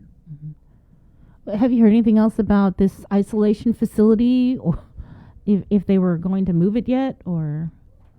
Well, you know, I think, yeah, we are both in the same boat. They've told us different stories, and hard to get confirmation. My understanding, and this is maybe rumor, not sure, so it's just an understanding. I'm not confirming it for you, but is that they are having procurement issues. Right, so that the procurement is what they are waiting on. That it's still in the process. So I will wait and see. Okay. I don't know what we were told at the oversight hearing, of course, and my report on the oversight hearing is coming out today, but we were told very clearly at that time that they had decided to consolidate, right, the isolation and quarantine facilities, that they were going to move them. And but now I'm not so sure that that is actually what's happening. So like you, things are changing every day, despite what's said one day, the next day, sometimes we see a change. Rapidly evolving or rapidly devolving? Yeah, but we're paying a lot of money for an isolation facility. Yes, of course, right? And even that hard to get a handle on. They keep claiming those are all going to be reimbursed through FEMA, and so I want to see the new procurement, what the arrangement is, and whether that's reimbursable as well. I think we asked you about this the last time you were on, but I wanted to follow up because things always change. Have you heard anything, or are you aware if there are any sort of investigations into online gambling over at the legislature involving any members or any senators or any employees? I am not aware. And, my office is open. I feel like no one has brought any allegations to me. Otherwise, I would have probably referred it to our ethics committees or, GPD. But no, I've not received any allegations. Okay. That I can confirm. Oh, you said ethics committee. I wanted to go back. Were there complaints made last term to the ethics committee, and then are there any made this term? And then do you know the status? Because it kind of seems like every time I try to ask about the ethics committee, it's almost like a who's on first. They're trying to figure out, this quarter it's this senator, but then if there's a full moon, then it's the other senator, and we can't get a quorum. You know what I'm saying, Madam Speaker. So any update on this? I think I'm going to claim responsibility. I think it was one of my suggestions for the standing rules a couple years ago that we alternate members of the ethics committee. I didn't think it was fair or wise that we keep the same people on the ethics committee throughout the year. So what we did was we instituted a rotating process. So it's like 3 members are appointed, but then 3 other members every 3 months or every quarter, it changes. So that's kind of the schedule. And it's kind of like at the public defender, whatever comes in during your term, you handle those all the way through to the end. And the next term, whatever comes in during that time, you handle those. So to my knowledge, I should be the one that knows because the complaints are supposed to come through the speaker's office. There have been no complaints this term. Yes, I do know there were complaints last term because, Didn't Samantha, Madam Speaker, sorry, stand by because we're just a little late getting with you, but let me just sign off on TV. To our viewers on KUAM TV, the radio side, we're KUAM FM Magatni Guam on the breeze. My name's Chris. I'm Sabrina. Esta, KUAM TV, adios.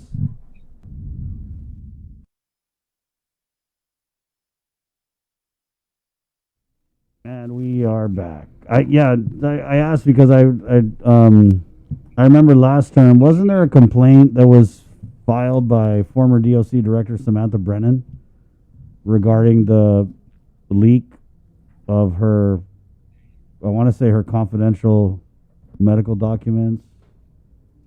But there was, I believe her attorney had written a letter to the body last term. But what has happened with that? Because, obviously the public doesn't want to feel like if there's a complaint issued that it just gets swept under the rug and dies. So sorry to spring that on you, Madam Speaker, but it just popped. Yes, I don't want to speculate. I would ask that that question needs to be brought up with the chair of that committee at that time. And I'm trying to recall who that might be. I would have to look it up. And it was Senator San Augustine. It was Senator San Augustine. That's right. Yeah. Okay. I haven't heard anything about old complaints or old committees, so I'm just going to, now this I might speculate that I don't think any of those are active at this point because of the ending of the term. So those committees actually became, I'm going to bring that up with legal, but I don't think that one term's complaints are going to be carried over into the next, unfortunately. But the difference now in this term is that we do have an ethics commission, right, in the government of Guam. So I am thinking that that would help, in having another set of eyes look at things. And perhaps the changeover, if you have a complaint at the end of the 2 years, that's going to also help, when legislatures switch. Instead of that, we've got a permanent ethics commission. Are you still having your weekly meetings with the governor? They're Zoom calls, and she pretty much gives us an update. Yes. So this week, we were not able to do that on Monday. But otherwise, yes.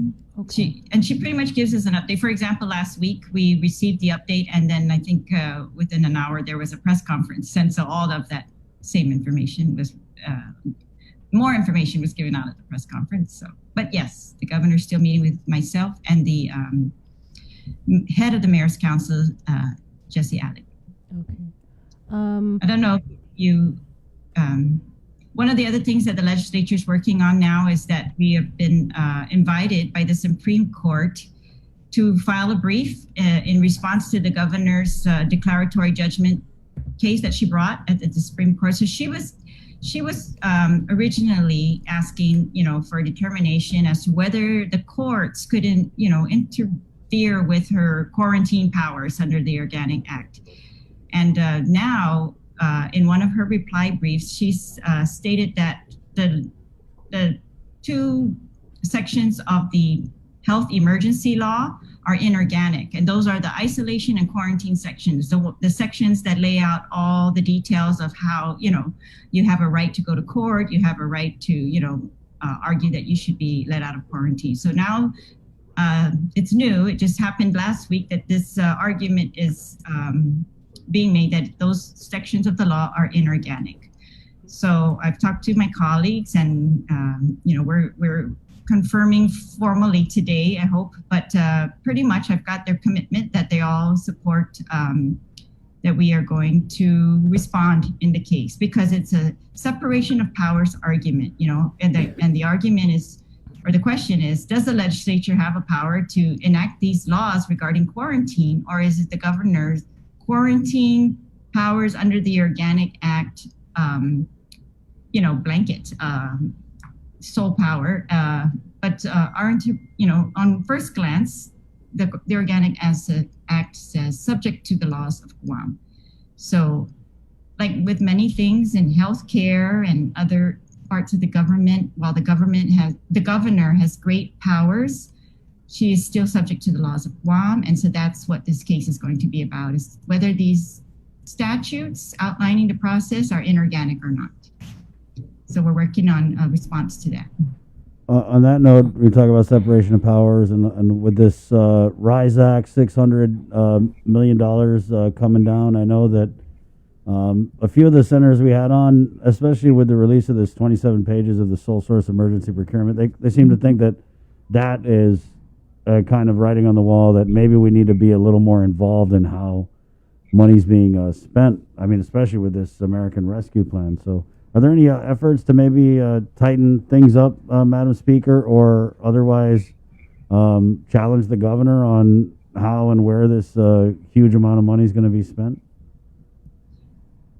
I would venture to say yes, that every senator has that on the top of their mind, and everyone is trying to think of a way, just like they have in other states, to have an impact on the use of that money, or at least to have some type of oversight to ensure that that money is used, in the best interest of the people of Guam. And to do that in a timely fashion. Now, that is the challenge, right? Because getting reports after the fact is something that we can do, but getting real-time knowledge or even advanced knowledge and being able to weigh in on something that we think is a bad idea, I think those are all very valid. And yes, I would venture to say that senators are strategizing for that.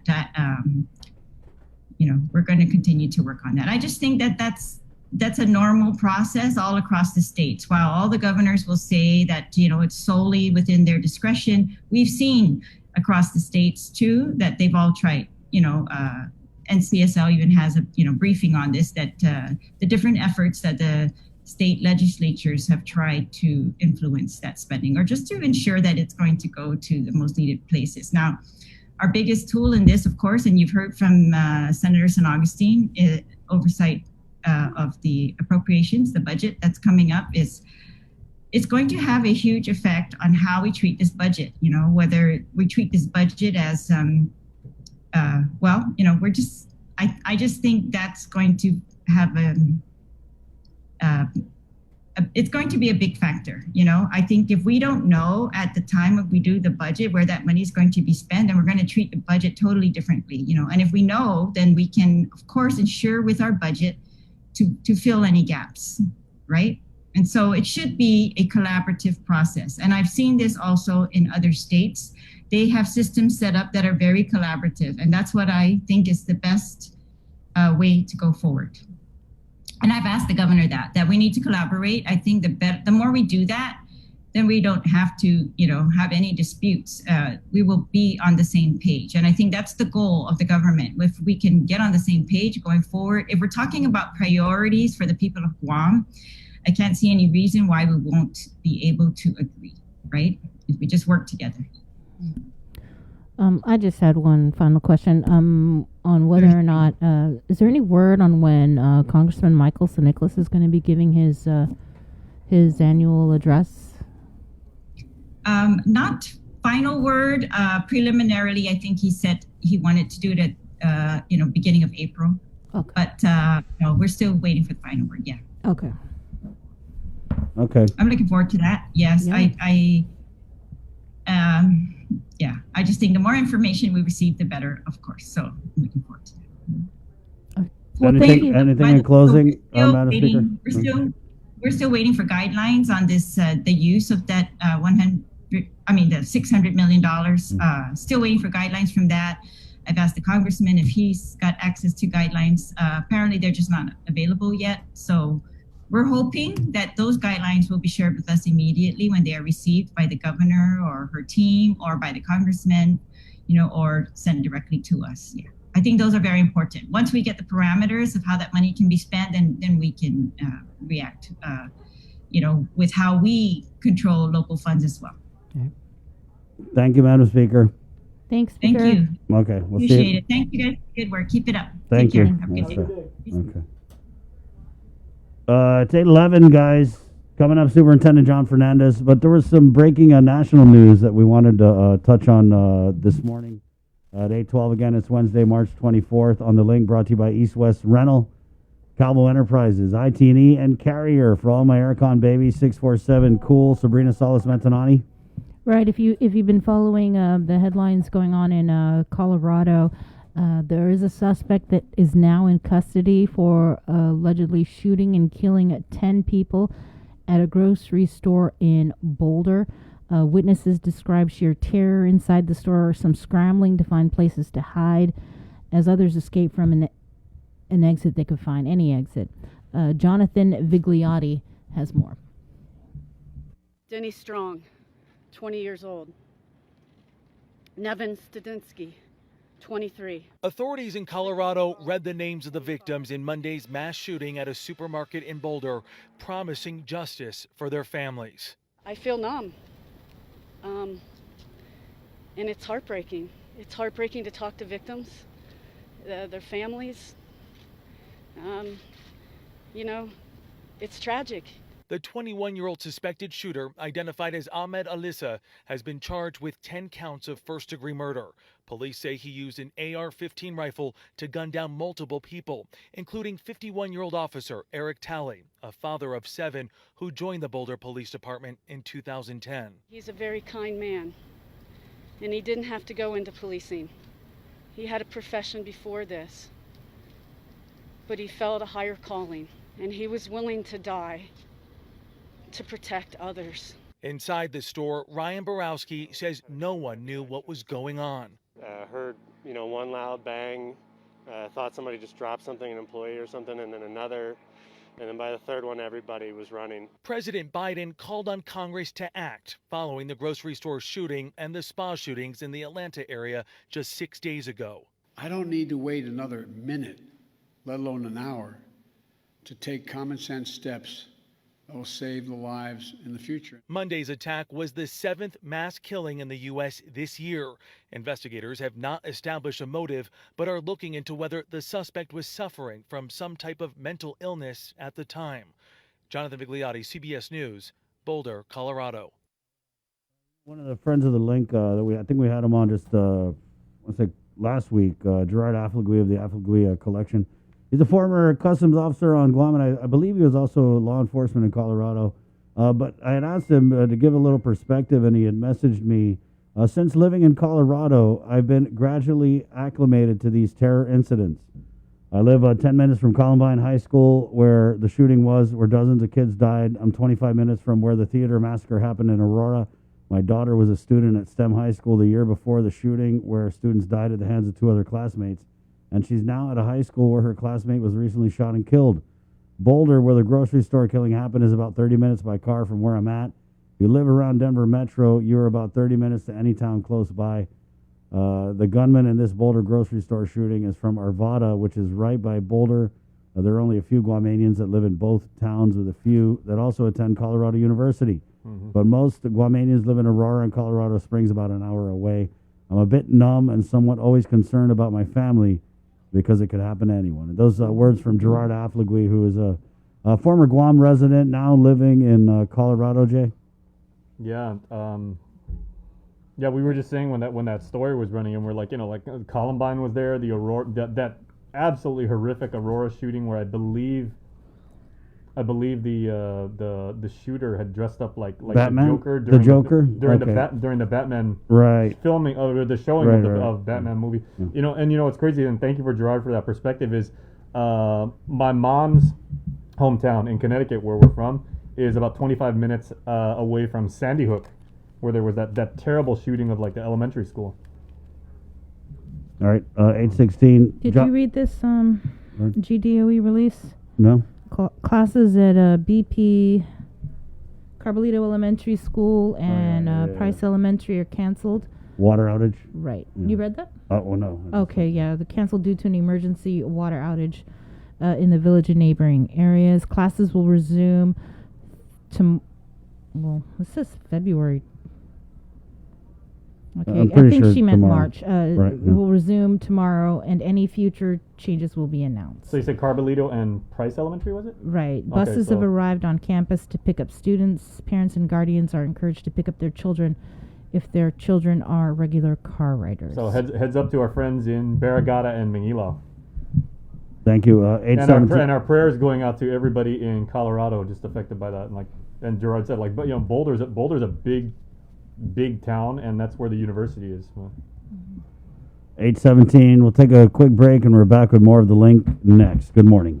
Uno Go has Through the month of April, KUM News and the KUM Care Force features Sustainability Matters, building awareness for environmental issues, highlighting activists, and showcasing businesses and individuals making a difference in our community. Watch a special series on Mondays on KUM News featuring different aspects of thinking green in our community. Awareness messages on every platform giving you tips for leading a more sustainable lifestyle. The Dirty Politics Weekly feature with the link live on location with Chris and Sabrina visiting different villages with political leaders and addressing environmental problems in our community. And this year, the Think Green annual cleanup goes virtual. Organize your community cleanup, post and tag with hashtag ThinkGreenGuam, and we'll feature your cleanup on our multimedia platforms and in a special montage on KUM News Weekend Edition during the last weekend in April. Sustainability Matters, part of the KUM Care Force's commitment to our community.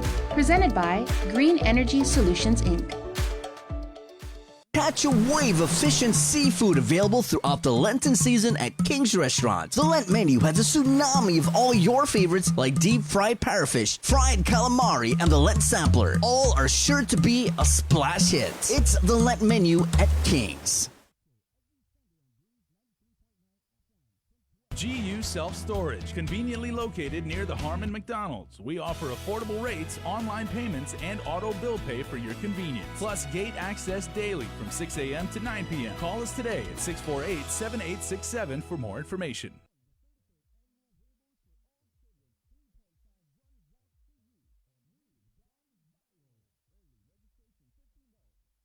Half a day. Does your child have a hearing loss? We are parents of deaf and hard of hearing children and volunteers with Guam's Positive Parents Together, and we are here for you. We know how you feel and have walked in your shoes. We want to help you navigate your way through our educational and medical systems, and most especially, your emotional journey.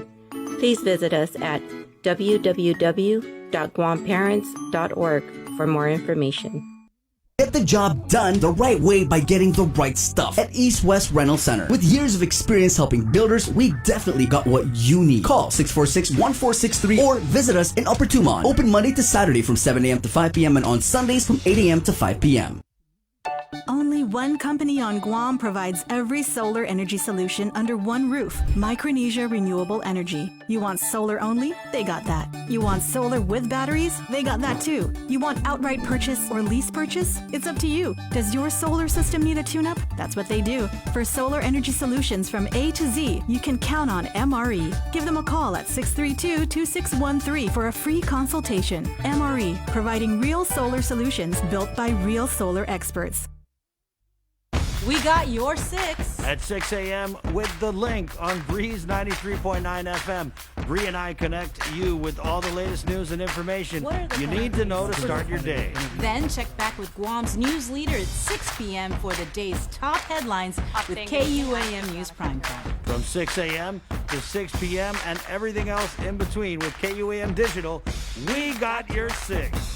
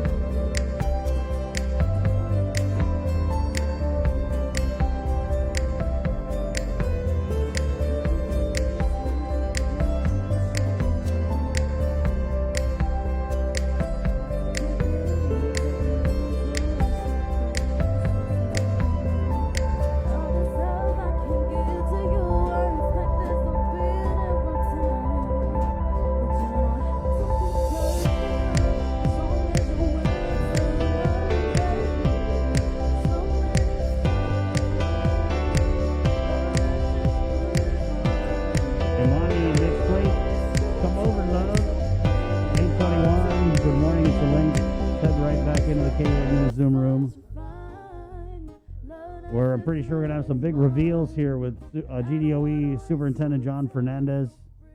Good morning, John. Good morning. What reveals are we talking about? I'm just building a suspense, you know what I mean? No, there's a lot going on. And yeah. So we'll have to work towards that. But no, I was up this morning, and we have They never schedule these conferences on Guam time, right? It's always like Eastern Standard Time. So, we're up at 2 a.m. trying to join and also trying to look decent enough to participate. But I was very happy to join the Council of Chief State School Officers meeting and hear for the first time the U.S. Secretary of Education kind of come out publicly and address the state superintendents across the country. And so it was very encouraging, very inspiring. He's a former state superintendent. This is Miguel Cardona. He comes out of Connecticut, the state superintendent, but also, served as a assistant superintendent and a principal and a teacher in his community. But, again, the focus for the country which is what we need to hear.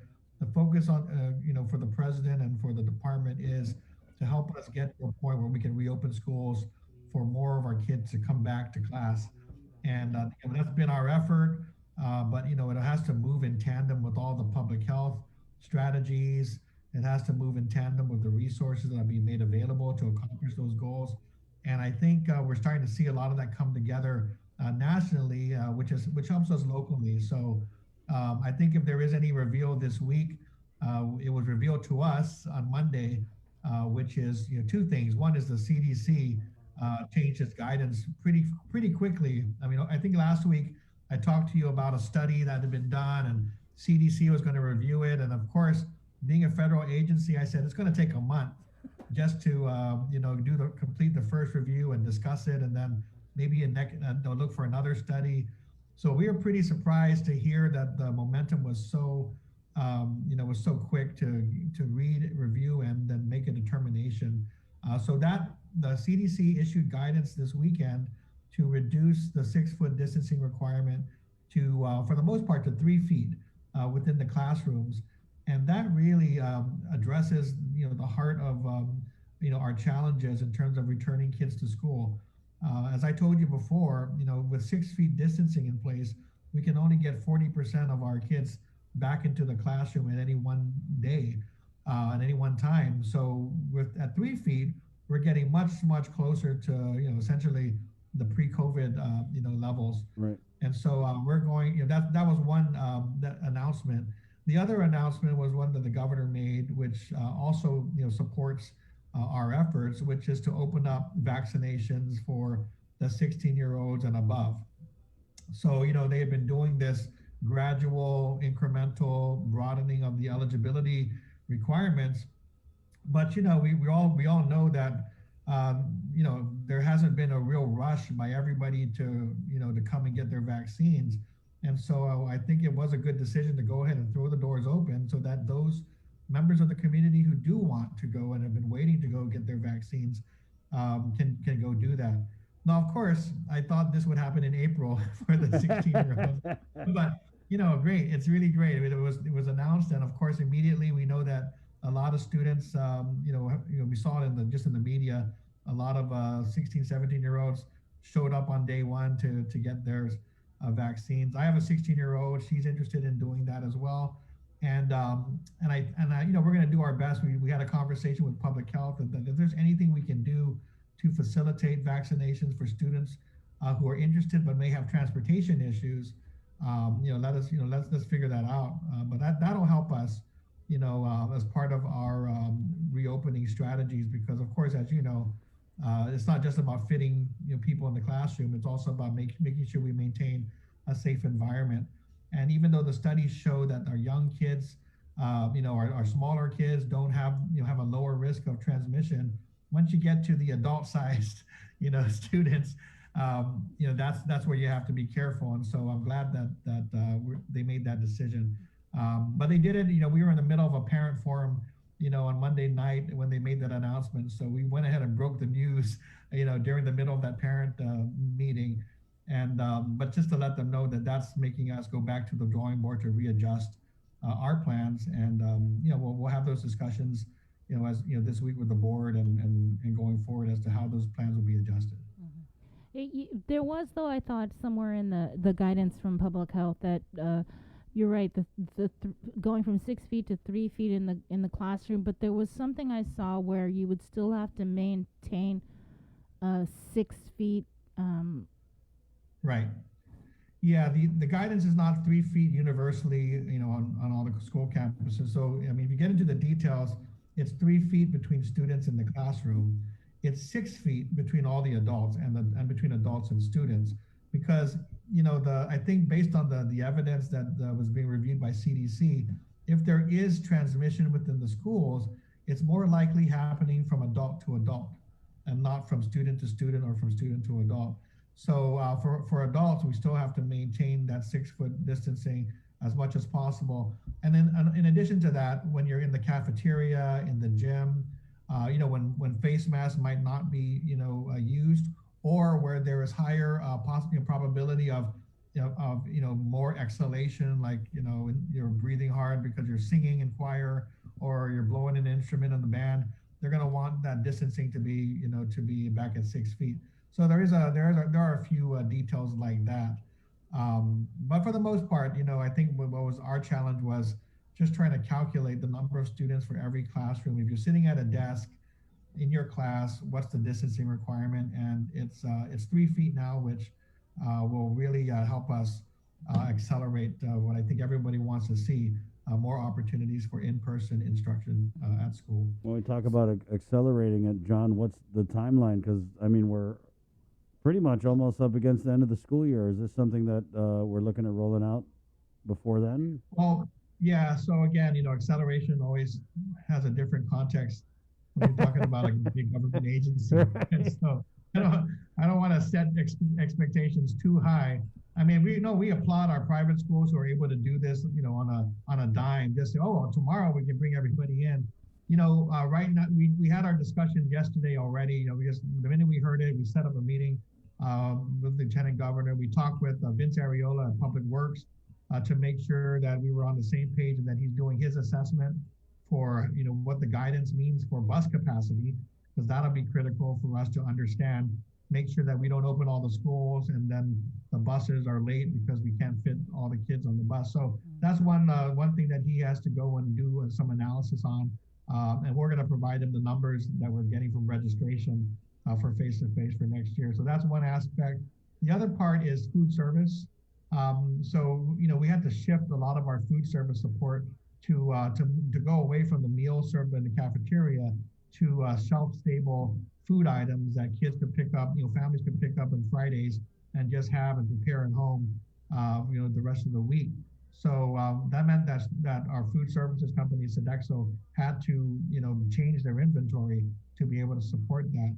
So to go back to school, depending on the numbers, they're going to need some lead time to order the food and make sure there's enough to serve the kids who do come to school. So there will be some shifting. Some of those logistics that have to be handled. I think the first priority of the board, though, is for those students who are face-to-face today, right now, can we start to increase the number of days that they can come on campus? And that's going to be our first, area of decision-making that we need to do. So we're having conversation with the principals this morning at about 9, and then we're heading into spring break. So there's no need to make that change tomorrow and then go to spring break. So we're looking at, when we come back from spring break, will we be able to make that shift, at that point, so that those who are coming to school can at least come to school twice a week, if not more. And that's the work we're trying to do, today, this week, based on the new guidance. And then over the next week or two, figure out the food services and bus situation as well. This is really more important for our school reopening plans, because as we were looking at August, we were still looking at 6-foot distancing.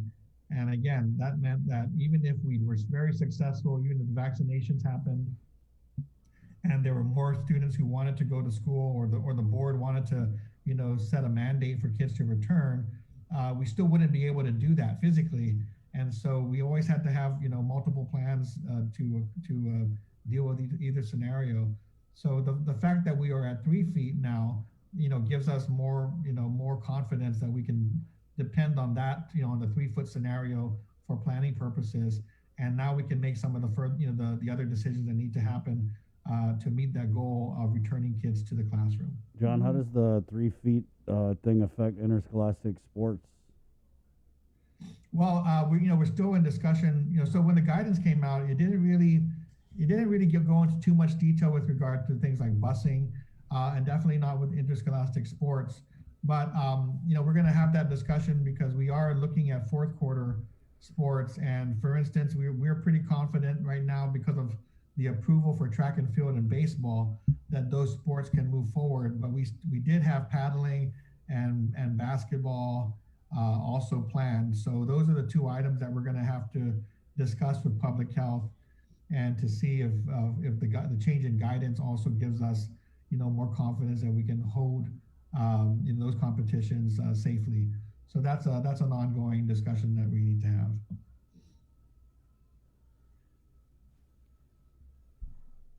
So you've been hosting the virtual forums with parents this week. I think you might have another one.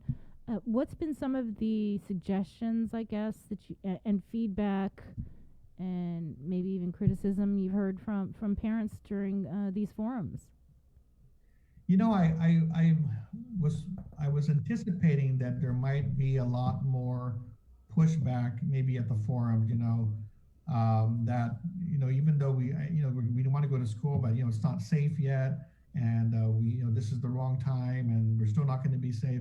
Because we heard a lot of that early on in the year, comments like, I'm never, ever going to send my, kids back to school until there's 100% vaccination. So we didn't hear as much of that, more, we didn't hear that kind of strident type of pushback. We did hear concerns about safety. And so, we let the parents know that, yes, the HEPA filters are going to be coming in, air filtration, the work around sanitization of restrooms or the renovation of restrooms, the hand washing stations, just all of the safety requirements that will continue and improve at school.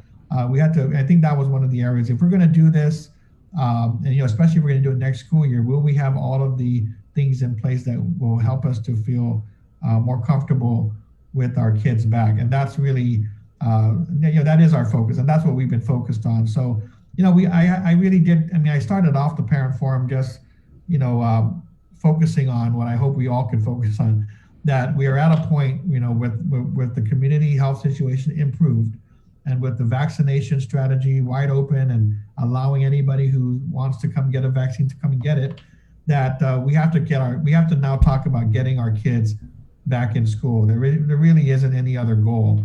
That's the most important, goal that we have right now. We have to come to terms with that reality as teachers and as parents, that if we want to assess, the impact of COVID-19 on our kids, if we want to be in a position to support our kids and get them back on track academically and socially and emotionally, we have to have them back in a routine, back in the school, in a school building, in their classrooms, so we can have that full opportunity to interact and really, as a team, support all of our students. It's not going to happen when they're at home, when we are trying to engage, but have limited, really limited abilities to really fully engage the kids. So, at the end of the day, if we're in a much safer situation than many other states, our vaccination strategy is, I think, has been a lot more aggressive. We were able to get our educators moved to the front of the line to begin that process. So we really don't have any excuse if you're looking at the rest of the country. If there's anyone in who's positioned to reopen schools, it's us. And we just need to move forward and figure out how we're going to do that.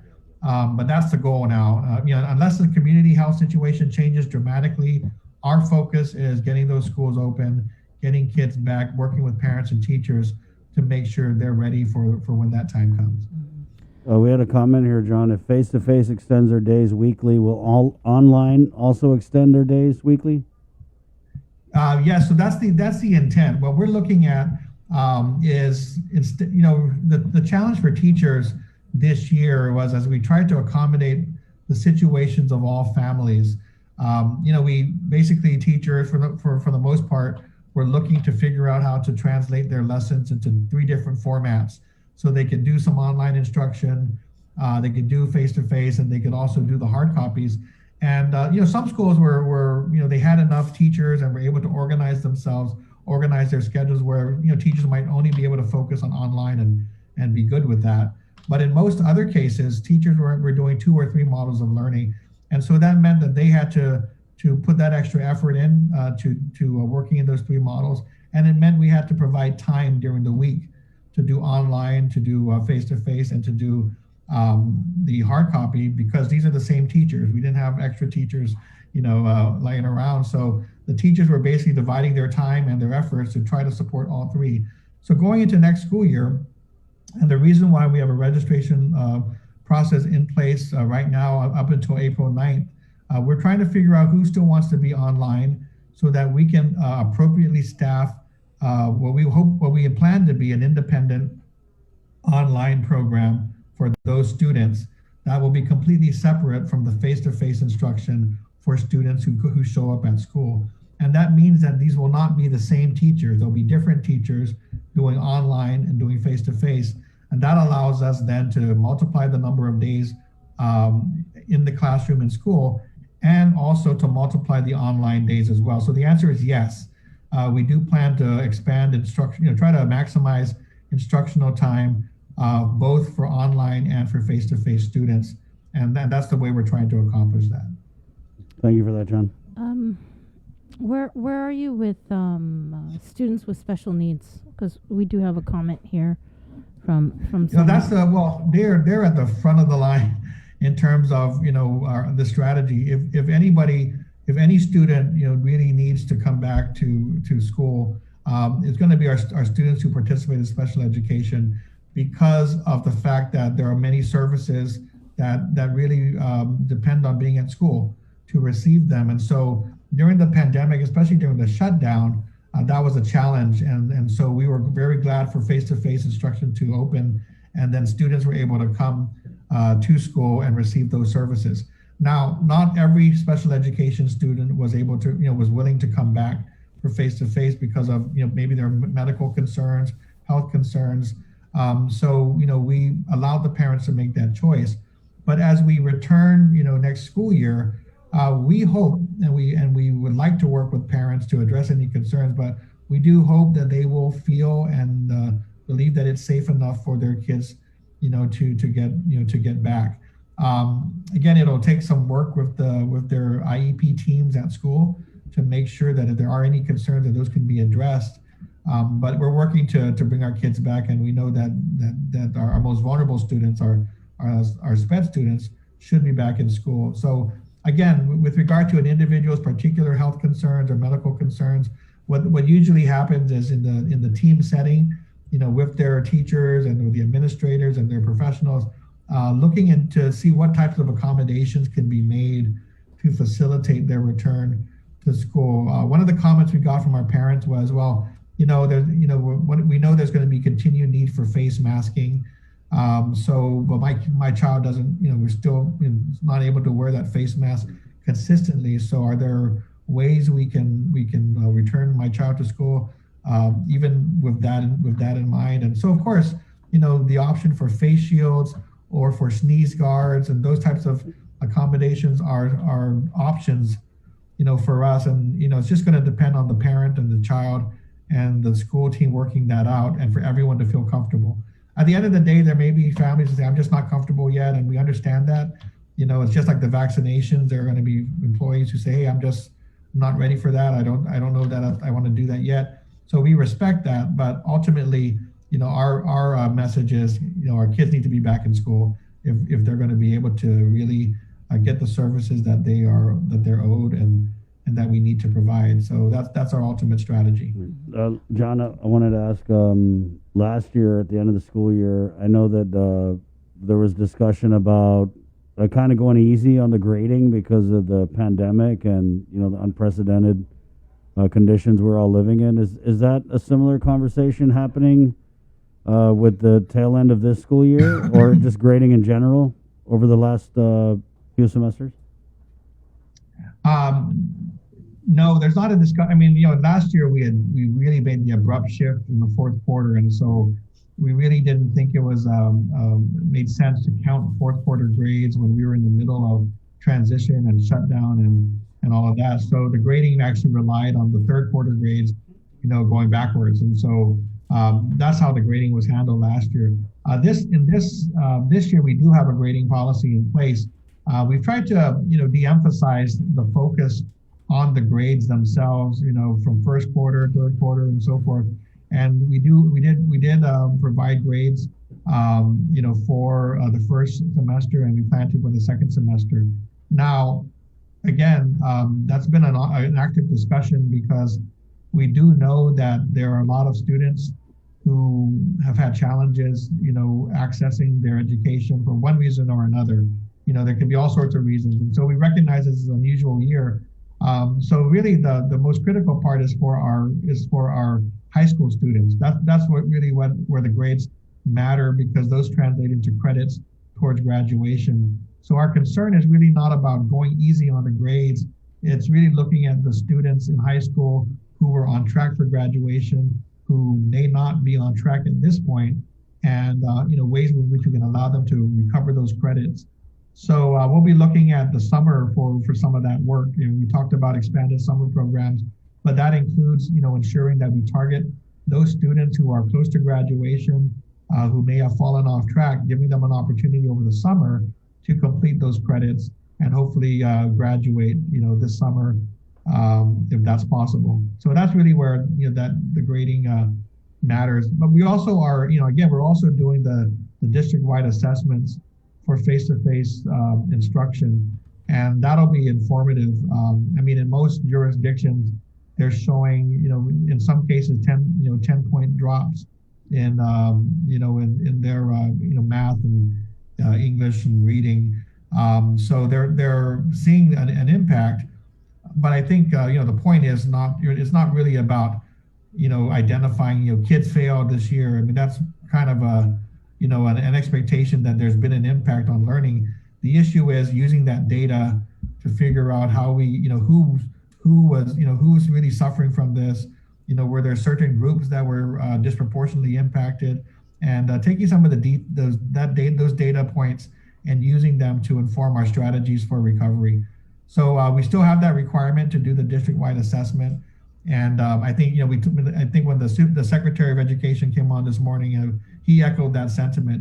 This is really not about grading states and grading school systems. This is about figuring out who was impacted, by the COVID-19 pandemic, how significant was this impact, and then how do we use this data to strategize for interventions, going forward. So it's really interesting. We've got a lot of support now with the federal resources coming in. There are a couple of there's another bill out there that's going to be introduced by the White House, focused on school infrastructure as well as universal pre-K. So we're interested to see those bills as well. There seems to be a pretty aggressive move to tackle some of these education issues that have been discussed, but still not been able to move forward. So we're looking and hoping to see those, those resources combined with the national and local strategy to try to get us back on track from COVID-19. You kind of you mentioned summer school, so there will be summer school. Yes, we'll put out an announcement with the details. We're in the final stages and trying to work out. We need to work out as well with the buses, how things are going to work, because we'd like to do some morning and afternoon sessions, and we'd like this available at all schools. So I think the general framework has been put together, and we're just kind of working through some of the operational issues. We're working with the governor's office, and they've committed to helping support the bus transportation that'll be needed. That's usually something we have to pay for, and just for the limited summer programs that we were doing. Now that we're expanding summer programs and doing morning and afternoon sessions, that transportation issue is important. So we're grateful for the commitment that the Lieutenant Governor's made to try to take care of those costs for us. John, we had a. Is it only going to be face to face for summer school? I'd have to confirm that, but I think the intent is to do face to face. Well, there might be some online opportunity. I'm not. I know that for credit recovery, we did some of that in prior summers, but I need to get those details finalized from the team that's planning and designing the summer programs. Okay. Are we all done with the laptops for the public school students? The laptops are in, and they're being distributed to the schools that need them, and so we're grateful for that. It's like checking your Amazon account for the orders and trying to see whether it's really going to come in. It might say it's coming in, but until it's in your hands, there's no counting on it. So we checked.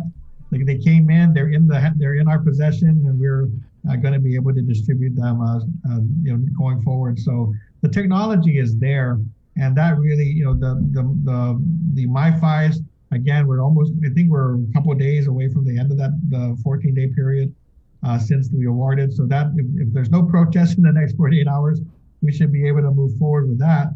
And again, even if we go back face to face, we do envision a need for those supports going forward. And we want to integrate technology into our classrooms, and and also prepare for potential disruption should the community health situation, require that in the future.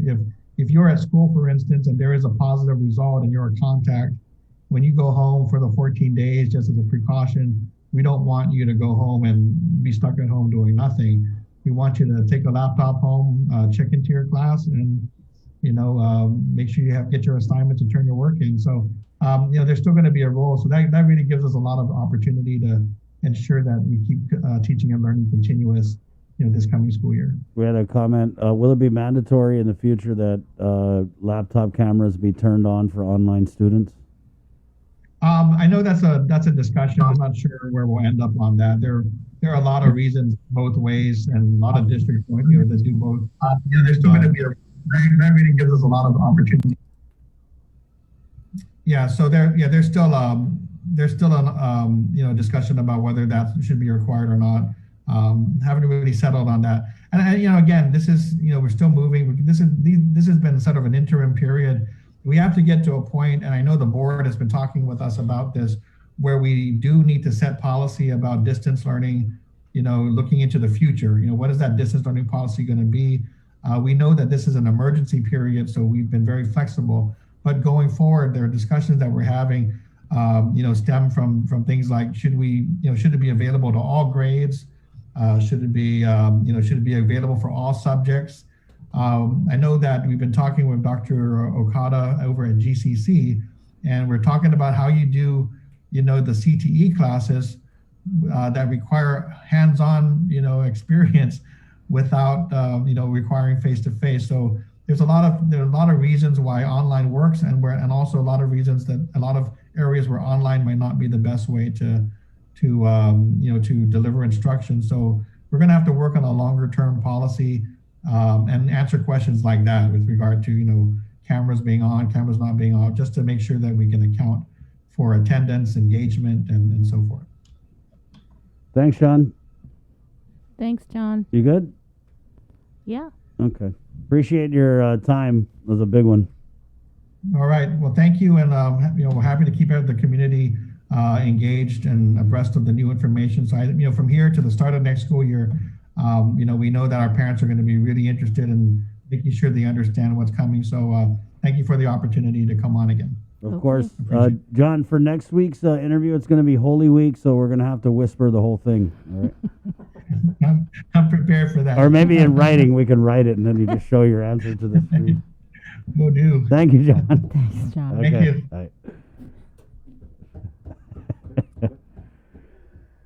All right. Good morning. Did you guys get all that?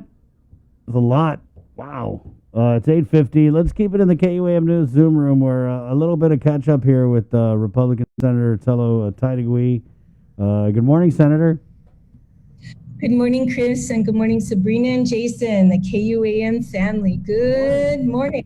Right on. It's been a minute since we got you on, so I guess we'll just start. There was something about a little bit of a shakeup in the Republican leadership at the legislature. Are you able to confirm any of that? A shakeup. Yeah. A shakeup. Well, definitely a turn of leadership. Yeah, that's for sure. There was a turn of leadership, yes, earlier, and it was voted by the caucus to make that change, and and that's basically what happened. So there's nothing more than that. I think Senator Moylan, made his remarks earlier. He sent out a press release. The caucus, the Republican caucus, sent out their press release, and so I guess everybody had their 2 cents. And then I think I mentioned in an interview yesterday,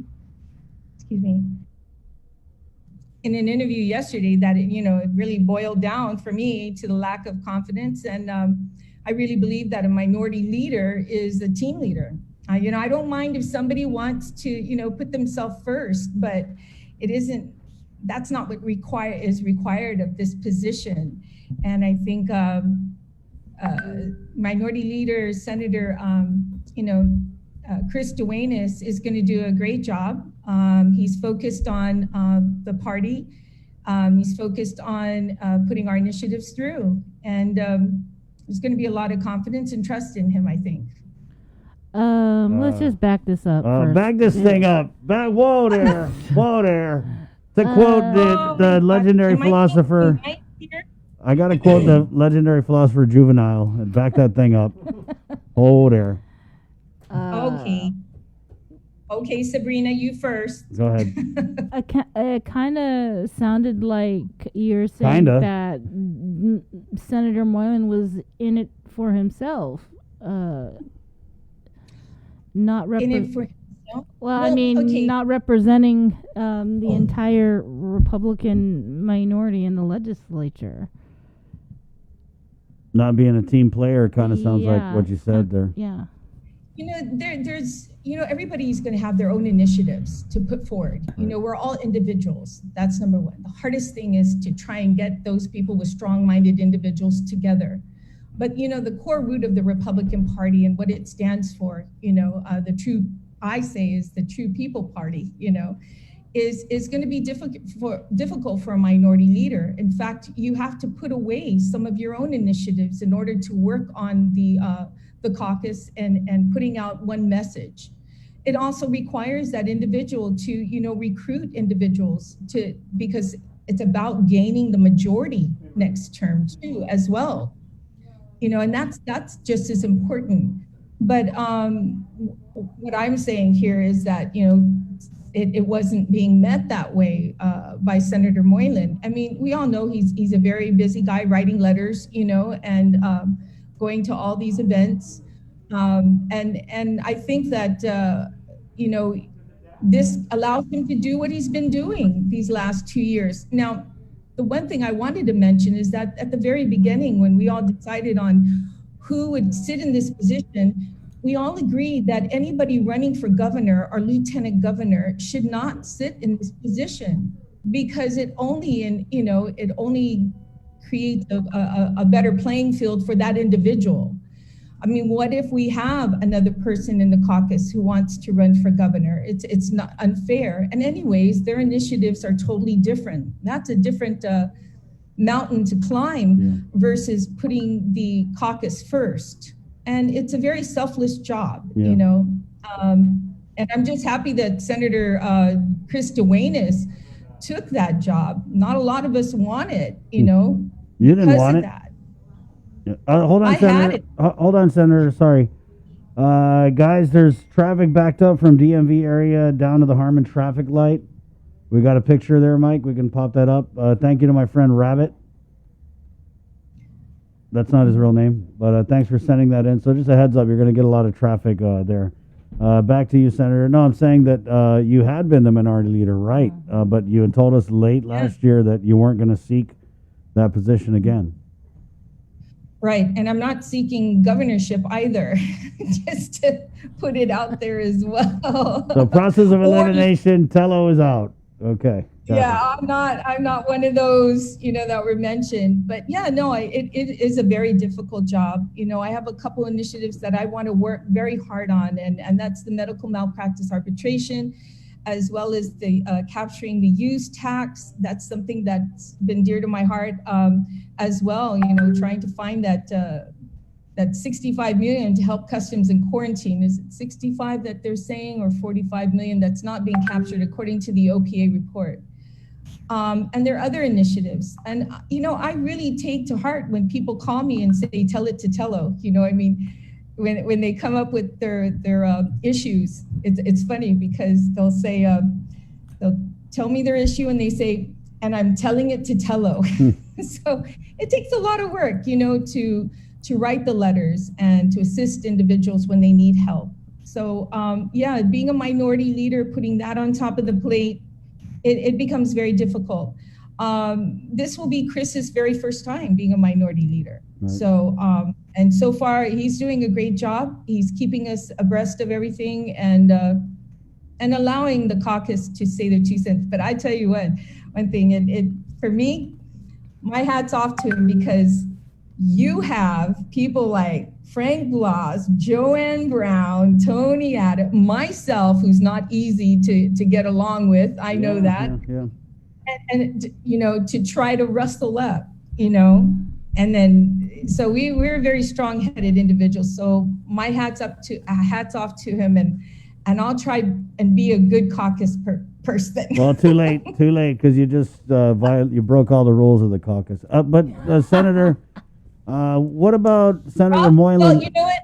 And I have to tell you, Chris, I told my caucus that. I said, I might not be a very, good steward, but I have no ill intentions to hurt anybody, but to tell the truth. Oh, we're all adults that's here. all I'm not very politically savvy to run around the questions or stuff. I'm a person that, Sabrina, straight, blunt, to the point. Yeah. So who's running for governor? Who's running for lieutenant governor? I don't know for who's running for sure. Who's talking about it? I know that Frank Bloss has mentioned it to me. And of course, I've heard the rumors for Jim Moylan, that he's planning on running too. So that's all I've heard so far on the Republican side. I heard a little rumor that Dr. Mike Cruz might put his hat in there. That's a rumor. Okay, people, that's a rumor. Yeah, I don't see that. I don't see that happening because I think he's gotten very close with the governor as part of the response to the pandemic. Well, I'm definitely grateful for where he's at right now and leading us through this pandemic. He's done a great job, along with the other doctors that have assisted this administration that probably don't get enough credit for it. So my hat's off to them. Senator Dueñas said there was 3 to 5? What did he say? How many people did he say were trying to seek higher office in the minority?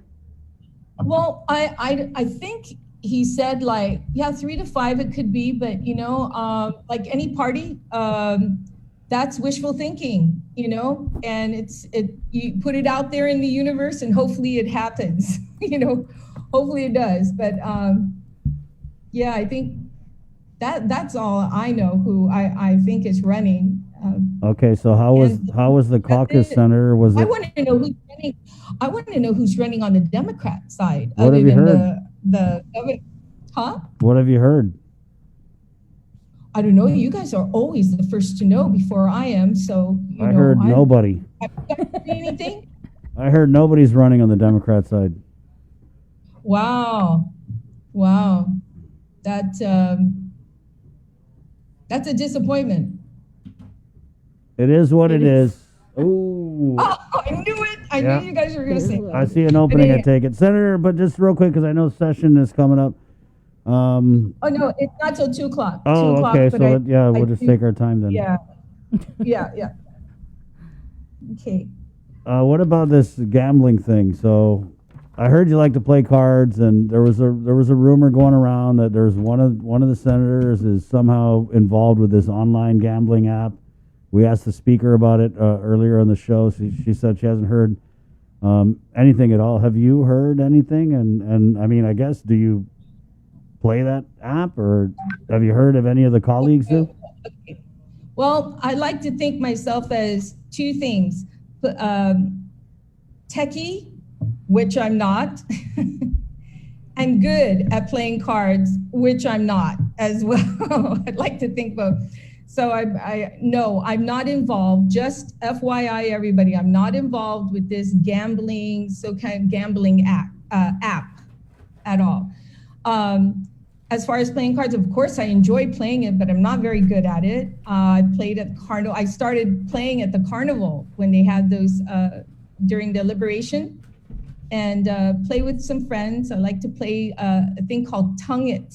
I don't know if you're familiar with this game called Tongue. It's just two people and yourself. It's a lot of fun. It's like Jim Rummy. I prefer that. And I've gone, if I gamble, sure. I've gone to, like I said, the carnival. I've gone to play bingo with my aunt, who forces me sometimes to go and play with her, play bingo. But yeah, this whole thing with the app, playing online, I'm looking forward to the Secret Service, according to the oversight hearing that we had with public safety. Yeah. That the Secret Service is involved. I hope the FBI as well. And if you're using any kind of internet or anything like that, they'll find out. I mean, if hackers can go in there, I mean, I'm pretty sure they have people working in the the Secret Service who can actually go in and find out your routine on your phone or using the internet at all times. But no, I've never played online or this app thing. I've never played. So just to let you know, as far as this other person, you're probably asking me, do I know if anybody else in the legislature? Yeah, no, gosh. I don't. You don't? In fact, I don't know if anybody else in the legislature even plays bingo. I don't think anybody else does, but that's pretty much it. I know it sounds boring, but sorry, that's all I got. If I know something, I will tell you. I know. I will definitely tell you. That If should be people your- are telling hey. it to Tello, then Tello That will should be- tell it to you. That's it. That should be our other slogan. Tello will tell you. That's true. All right, I think you're good, Bree. So no Texas Hold'em? It's become such a sport nowadays, and there's a lot of people who actually fly to the Philippines to participate in these tournaments and even go to Vegas and participate in these tournaments. It's almost, it's becoming an ESPN moment on TV. You can watch it. It's become almost like a sport. It is a sport in some way, but no, I'm not that good. I do enjoy playing, but I do it for fun. What about the 27 pages of sole source emergency procurement? I think we had just about every Republican on except for you to talk about this. Have you gone through that, and are you anticipating that this is going to mean that you guys are going to get tough about how the Gov is going to spend that $600 million? Actually, yes. In fact, we even spoke about it yesterday during session as we were talking about the refinancing of the bond that's coming up. The question I asked Lester Carlson is, will some of that $661 million be able to pay for the obligation of a bond that we have out there? And he says they still don't know how they're able to spend this funding. But as far as the sole servicing, documents that came out with all these individuals, there definitely has to be an accountability and transparency to it. One of the things that we're missing was itemizing what was it used for.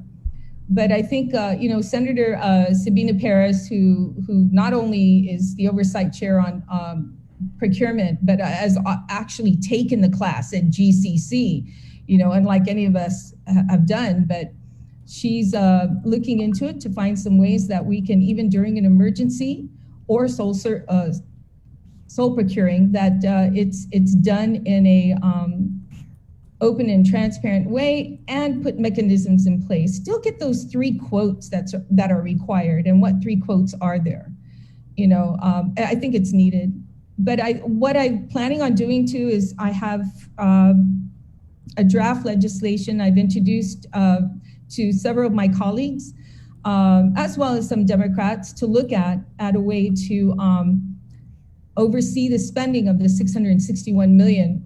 We kind of lost track when the first funding came in for the 117. We should have done that at the very beginning before we received it, to put some guidelines in place for the governor to be more transparent, and as well as procurement policies that would go with it. So hopefully I'll get this bill out real soon, and to put those guidelines in place so that everybody, everyone can see how she's spending that $661 million, but most especially for the legislature, because we have a budget bill. If she's going to spend money in one area, then it tells us how much we need to, appropriate for that particular agency. So yeah, there's a lot of work into that. So we'll keep an eye on it for sure. Anything else? Okay. Thank I you. wanted to ask, is card gambling illegal? According to the law, from what I gather, social gambling is not illegal. You'll see it in the Guam Code annotated. I think it's under rev and tax, where social gambling, like remember during the time when we had those wakes and funerals where, our family would be all night under the pala pala playing cards, and there's nothing in the law that says you can't socially play cards, social gambling. Nothing in that. I think where it's considered gambling is if you make a profit from it, who's ever hosting it.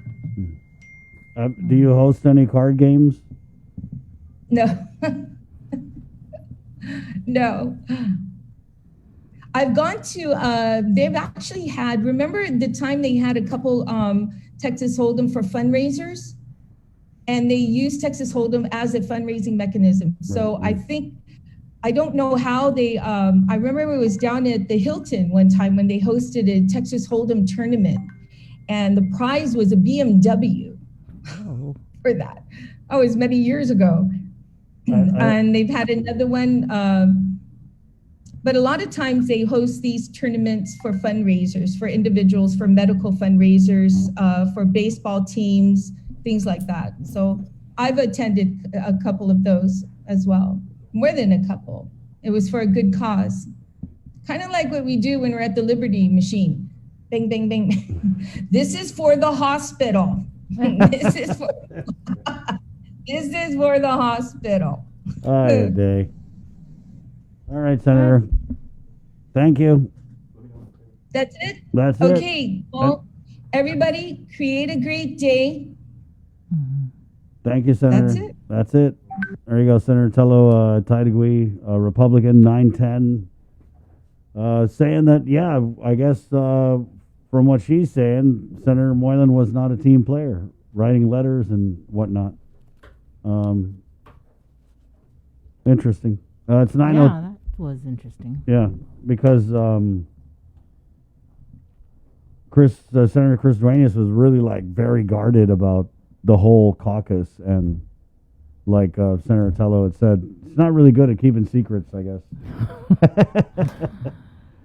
Hey, it's 9:10. We take a really quick break, and we're coming back with GHRA and GVB as they're getting ready to do a webinar, a tourism town hall forum coming up at 10 a.m. So that's next right here on the link. Good morning. Through the month of April, KUM News and the KUAM Care Force features Sustainability Matters, building awareness for environmental issues, highlighting activists, and showcasing businesses and individuals making a difference in our community. Watch a special series on Mondays on KUM News featuring different aspects of thinking green in our community. Awareness messages on every platform giving you tips for leading a more sustainable lifestyle. The Dirty Politics Weekly feature with the link live on location with Chris and Sabrina visiting different villages with political leaders and addressing environmental problems in our community. And this year, the Think Green annual cleanup goes virtual. Organize your community cleanup, post and tag with hashtag ThinkGreenGuam, and we'll feature your cleanup on our multimedia platforms and in a special montage on KUM News Weekend Edition during the last weekend in April. Sustainability Matters, part of the KUAM Care Force's commitment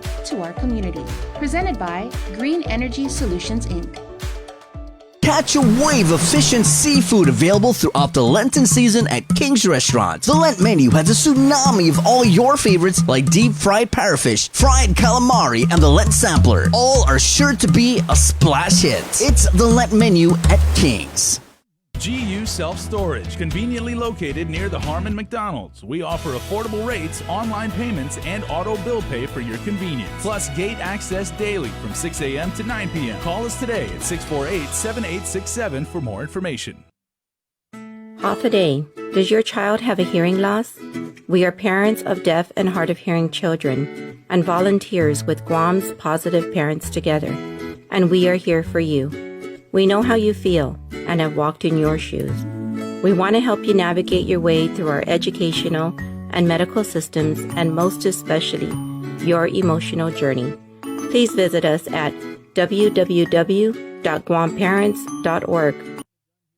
Wednesday afternoon, and in about 40 approximately 7 minutes and change. Our friends over at the Guam Visitors Bureau, as well as the Guam Hotel and Restaurant Association, will be hosting a free webinar for the community at large, their Tourism Town Hall Forum, in which they will cover a variety of topics.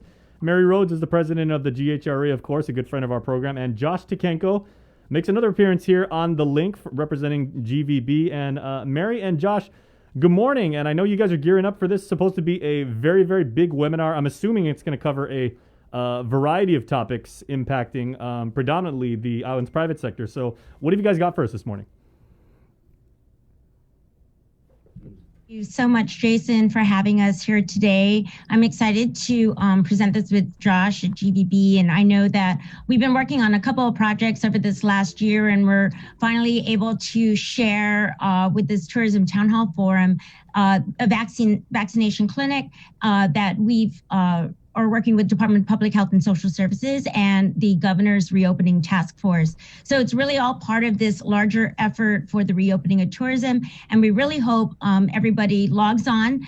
We have it available through GVB's Facebook live stream today, as well as the Zoom link that we've provided. I know KUAM will be providing the live stream as well. And then you also have it on demand at both GVB, GHRA's website, as well as our YouTube channel and Facebook pages. Yep, very nice. And for those of you who would like to join, again, I was asking Mary earlier in WhatsApp, and I said, is this just for people in a particular sub-segment of the private sector? And she goes, no, it's for the community at large. Certainly information that everybody would want to consider, take advantage of, and basically bring back to their employers. So everybody is welcome. It's a webinar, and it is on Zoom, and you can find the link right now in our comment stream. Josh, good morning to you, good sir.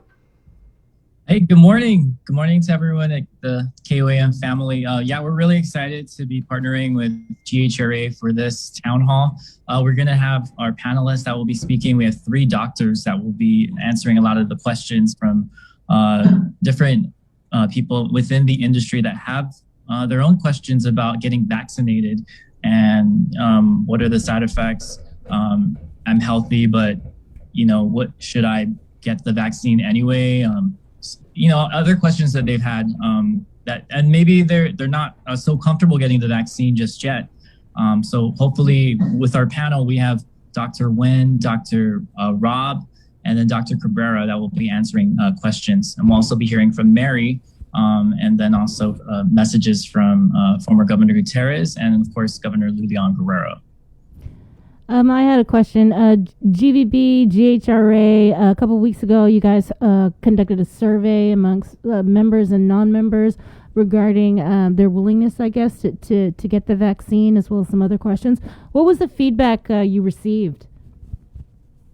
We had a lot of really great feedback on the employee census data, especially from our main stakeholders with the hotels, the restaurants, also, all of our airline partners, the vendors at the airport, even all the concessionaires who have outlets, retail outlets within hotels and the airport. And so we've provided that data to Department of Public Health and Social Services together with the Guard and Homeland Security so that we can secure the vaccines. Part of the efforts with the reopening task force, they have different work streams. And one of them, the initial project was really seeing how much can we reserve, knowing that the community outreach, we have that going at UOG. And that doesn't mean tourism employees that they can't go to UOG. They can definitely go to UOG today. They've always been eligible. Now that the governor and their vaccination committee lowered the number down to 16, everybody should go out to the community location at UOG where the Guard is running that. And I know that they did one at GW for the students. Our goal was to ensure that we were able to get work site vaccinations, because this is one of the strategies with the CDC, knowing that we have different other facilities available to us, like the hotels, where we can really target certain work groups that we already know have remained open during the pandemic. And, they might have, might be easy. It's a lot more convenient and a lot easier to get the vaccines while you're at work on duty. And then also if you have transportation issues. So we're working with all of the members as well as non-members.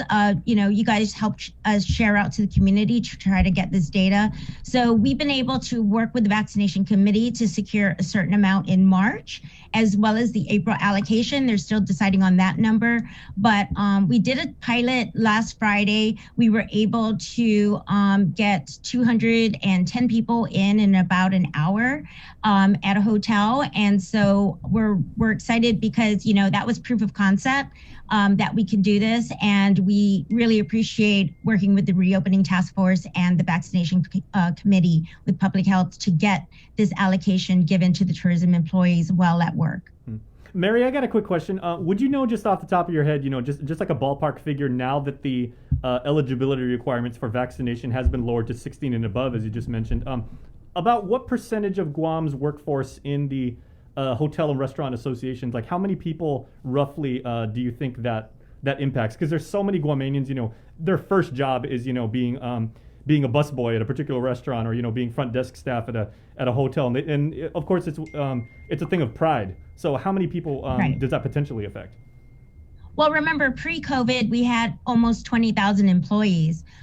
During this time right now, we were able to put in a request initially for 10,000. Initial ask was 5,000, and then we upped it to 10,000 because we not only want to get the active employees who are currently working, we also want to consider the furloughed employees, knowing that once we reopen with tourism, that we are going to be rehiring these employees, and we need to make sure that they're fully vaccinated before they come back. So we are very considerate of furloughed as well as non-furloughed employees while they're remaining active, so that we give everybody a chance of getting vaccinated at a work site. Okay.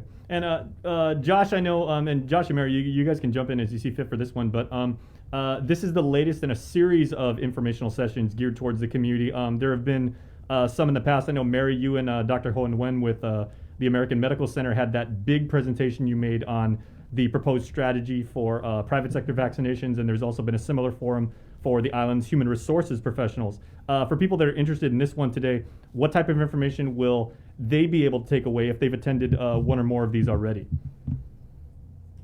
I think I'm hoping that when they attend this town hall forum, they walk away or they take away the information that's provided to them and have some confidence in getting vaccinated. I know that we have an aggressive goal to get 50% of our island vaccinated by May 1st. And hopefully those protocols with quarantine and just everything that we've been doing with social distancing and occupancy with different spaces will be eased back a little bit. But I think Guam's been doing a great job, but there's still a lot of people out there that aren't comfortable. And I think that's okay to feel not comfortable in getting the vaccine because it's their bodies, right? So I think the opportunity to talk to physicians today and ask the necessary questions that they feel comfortable enough to get the vaccine is critical. It's very important because we're doing this to protect each other and our families.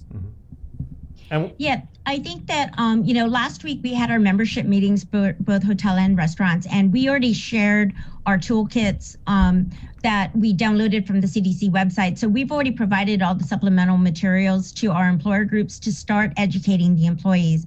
Today's forum is really about engaging, educating, and like Josh said, really getting the Q&As out there from a medical perspective so that employees feel more comfortable. So when we announce additional vaccine clinics on site at a hotel or another given facility, depending on which ones we choose, that they are able to at least address their concerns and allay their concerns in the meantime. So we've been asking our HR professionals in all sectors to start reaching out. And the employee census data was to secure the vaccines specifically for the industry. And so this is really a communications tool that is not only available live stream today, but also will be available on demand. So HR professionals can use this at the work site to start educating employees. And we hope that it's not, it's everybody in the industry, hotels, restaurants, airlines, retail, transportation. We would like for everybody to access this video and share it with all of their employees during employee briefings,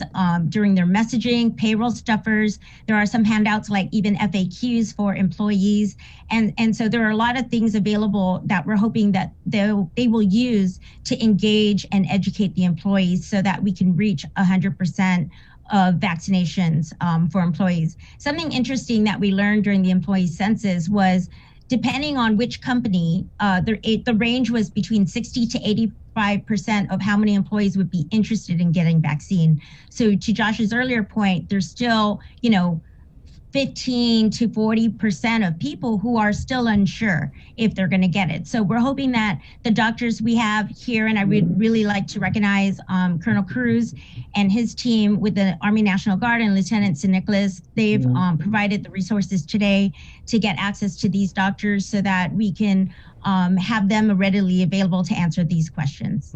Okay, and once again, for those of you watching right now, the GVB and GHRA Tourism Town Hall Forum happens at 10 a.m. sharp. It's a Zoom webinar, so that means we put the link in our comment stream. Scroll up a little bit if you just joined us right now, and you have to register for it, meaning that, just give your name and your email address, and they'll send you back the link so that you and your entire team can watch it. Very, very cool thing. Mary, I did want to ask something really quick, because you have been an advocate for, for employee rights and for, opportunities within the industries which you cover. When Governor Leon Guerrero said the other day when she had her big presentation in her press conference that, GovGuam is going to have, I believe, up to 3 hours of consideration when public sector staffers go and get vaccinated. And she's also encouraging the private sector to make similar considerations. How are you, as the president of GHRA, kind of encouraging the membership to make, similar considerations?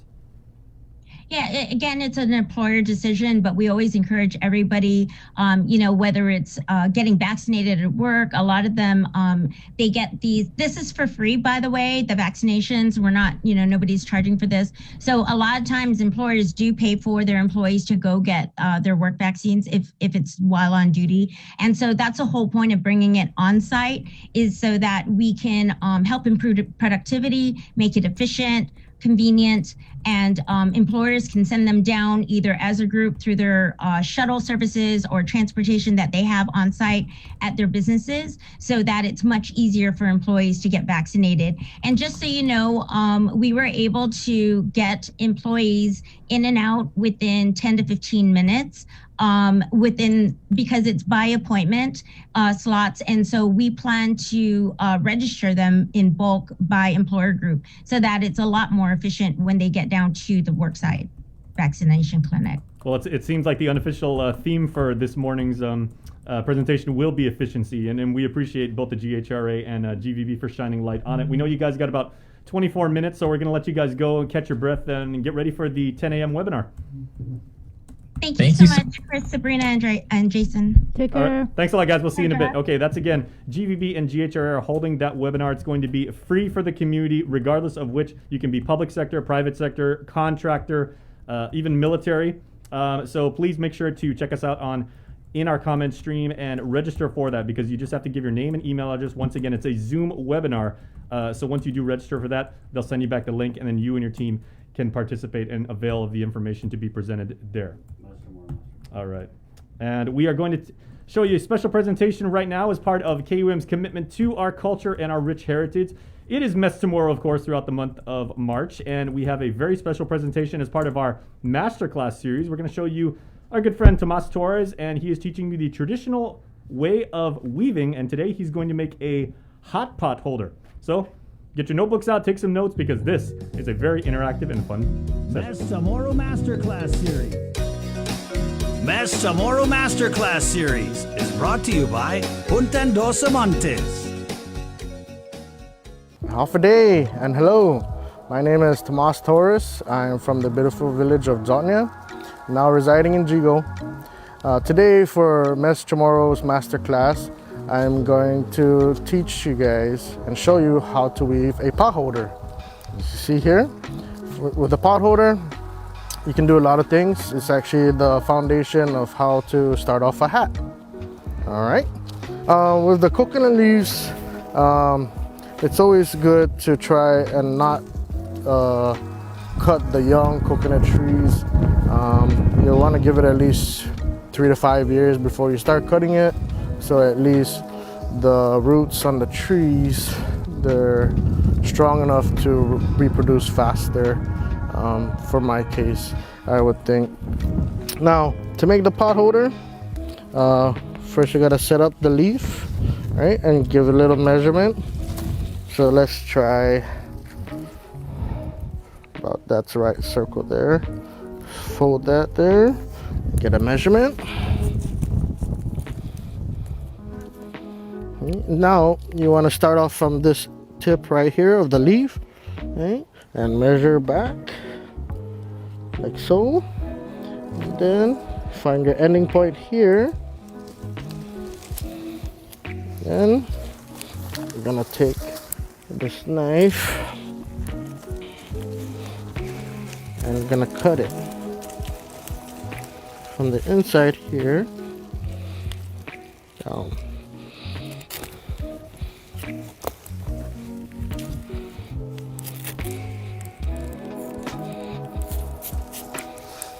You don't want to cut your leaves that you're going to be using, so you want to hold it there. And then you come to the bottom here. Just go ahead and cut this out. Like that. Okay. Next, we need to clear it and prep it. Okay, so from the top part here, you want to try to get it as close as you can to the leaf here. So try to get it as close as you can, and just slowly shave it out.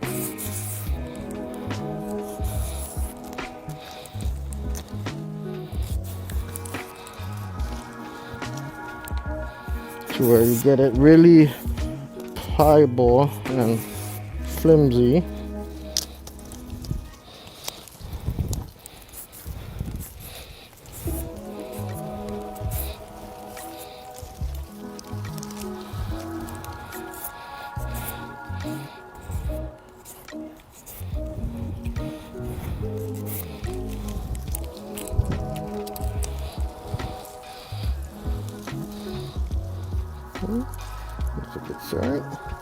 Alright, next we're gonna take this ribbon string here that I use and give it at least good yard length, arm lengths.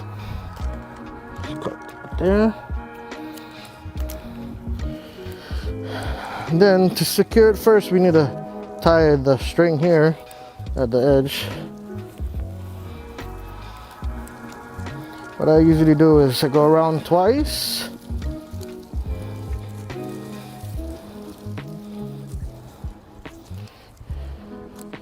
Now I tie it into a knot.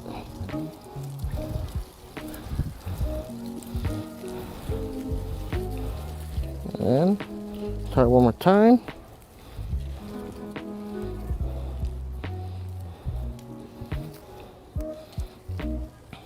Okay. Then you want to get the other end of this coconut leaf here, the rib, and you want to attach it like so. Okay. Now, the important part when you tie it, you want to make sure that you also secure this leaf when you tie it here. So, first thing I'm going to do, I'm going to secure both leaves.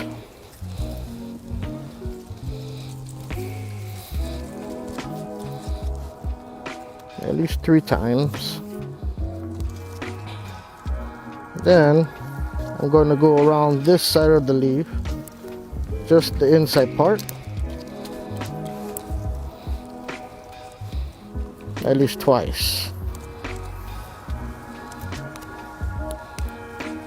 Okay. Then we're going to go to the other side of the leaf here and secure. So go around just the middle, the inside first. All right, good 2 times.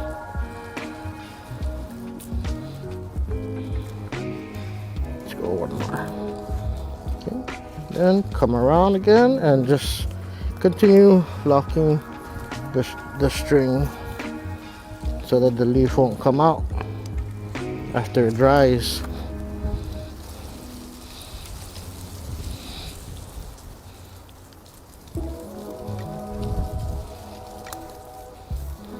And the reason why I use a ribbon rather than fishing string, it's actually flat and it's a lot more easier to secure. Rather than the fishing string, you tie it, it gets bulgy, the leaf just slips out.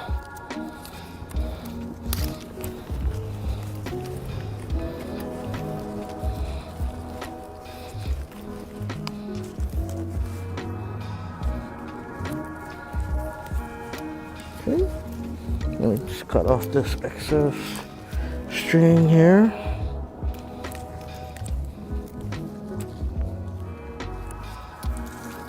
And you have your start off.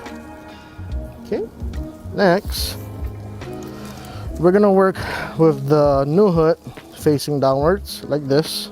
Okay, now because the leaf goes this way, we're gonna weave it following the leaf patterns. Okay, so first off, you can do a 3-step version, right? Over the first leaf, under the next leaf, and over the next leaf.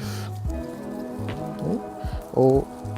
Over, under, over. Then you're gonna come inside the circle here, like this. Okay. So again, over, under, over, inside, and just repeat the steps all the way through. Now when you start to do this, like what I said earlier, you have the foundation of how to make a hat. Okay, just keep going all the way around.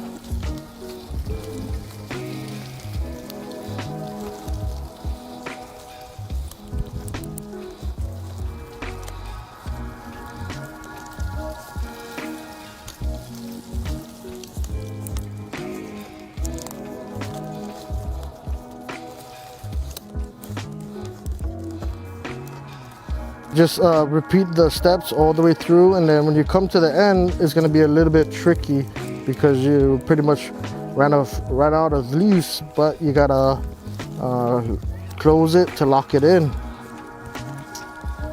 So just keep over, under, over, inside, over, under, over, under, inside.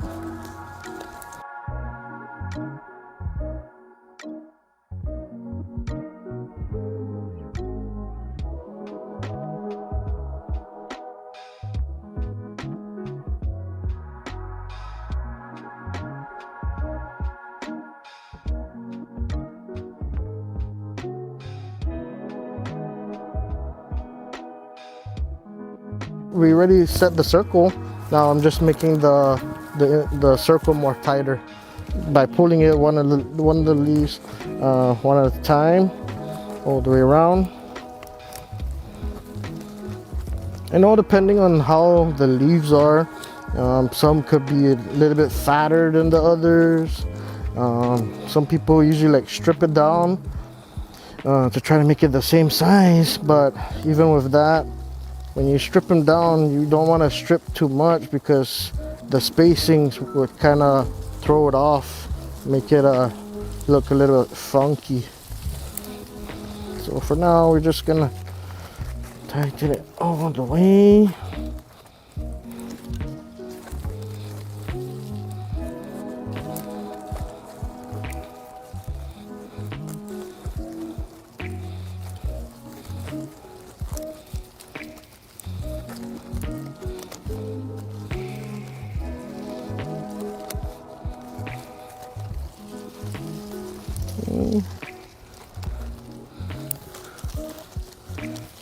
And it looks like that. Next, from here, you want to make sure that the leaves are in its order.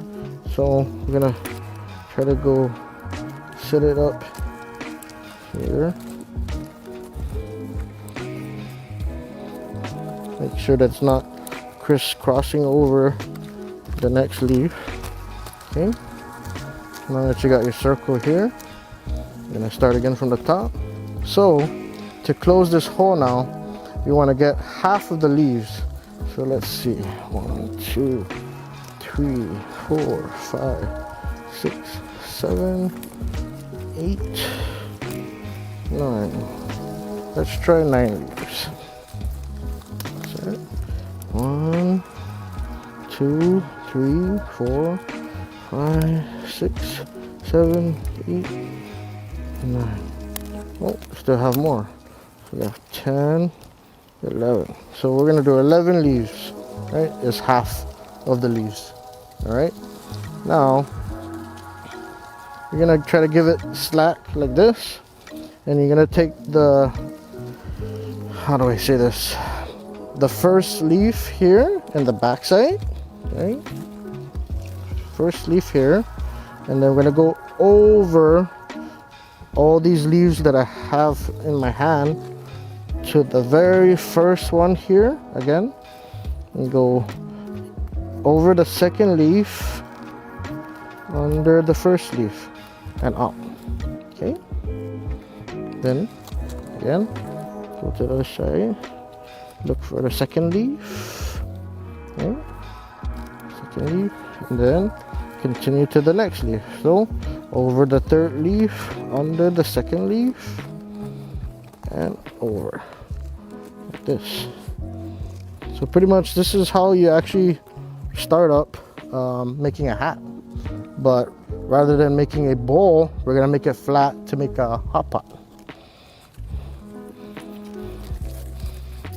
Okay, next leaf.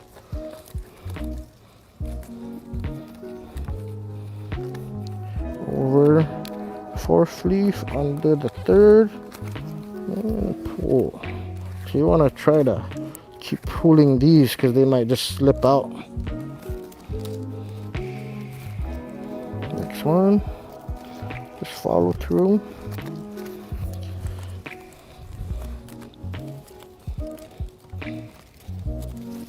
Next leaf, over, under.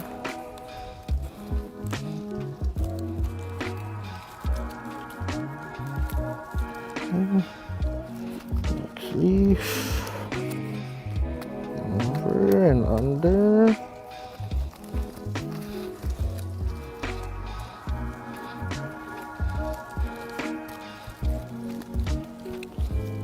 And just continue on.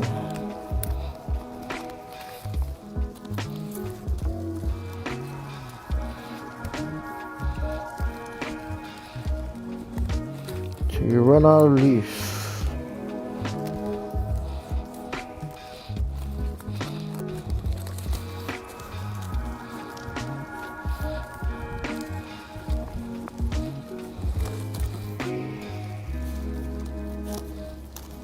Okay, last one.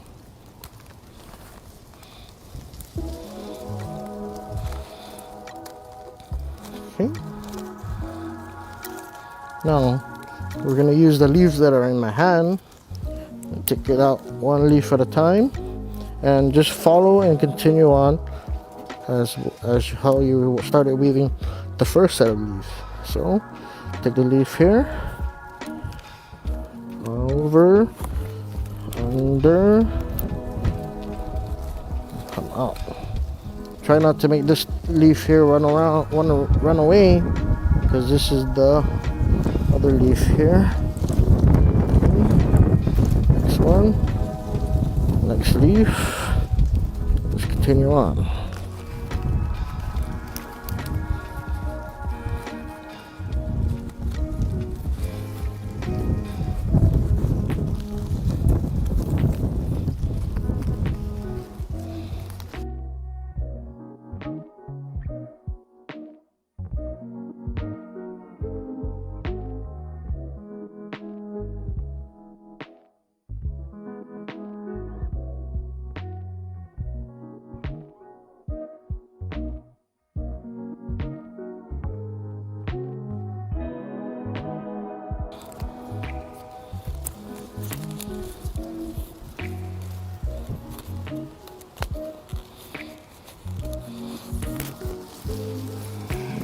last one.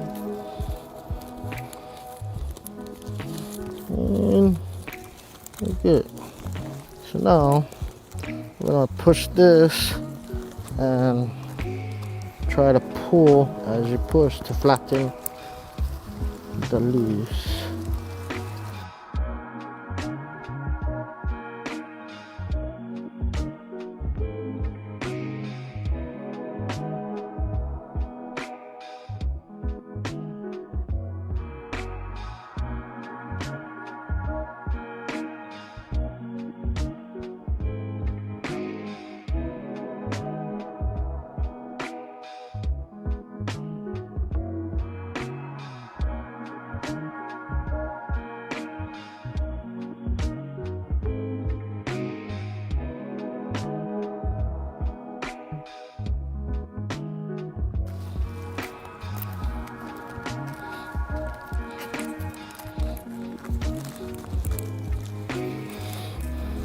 Now, if you want, you can actually add one more leaf around. Okay, so we're gonna do one more. I'm gonna go under, over, and under. Or should we tie on the bottom? Yeah, let's tie it up. Over. And the next one. Over, under. Let's add the next leaf.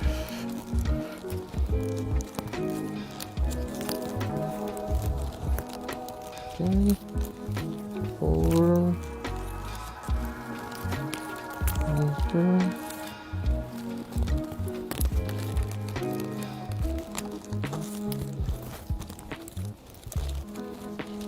Just keep following through all the way around.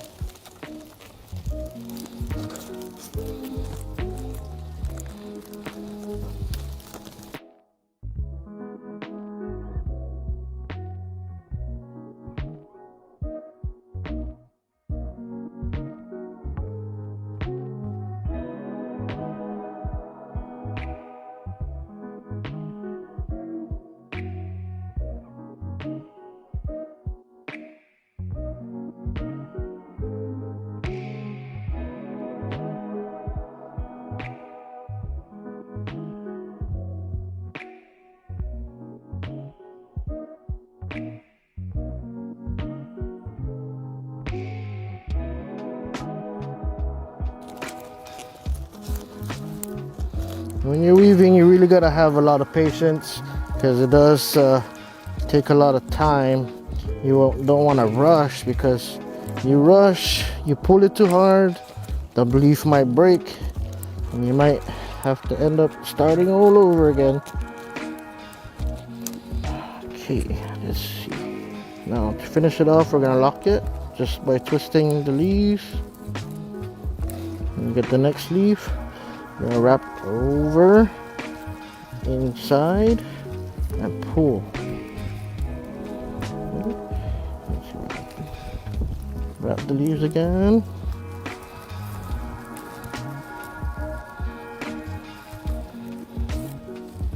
Next leaf. Over, inside, and pull. And start twisting again.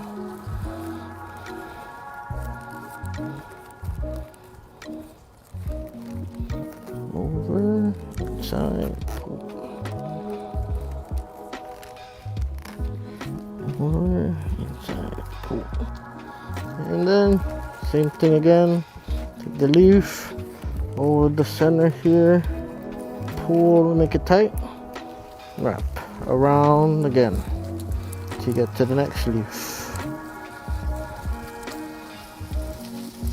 Next leaf again, pull, over, inside, just wrap around.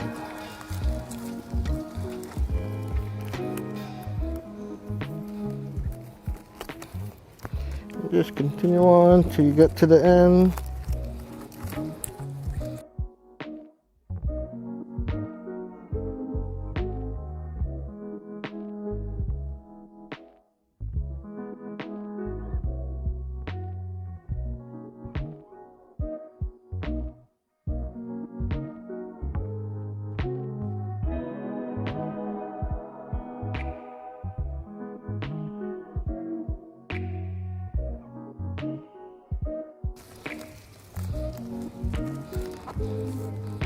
Now when you come down to the last leaf, you do the same thing again. Over, inside, lock, twist. Now when you come to the end, you're gonna want to take that last leaf there and try to get it inside here.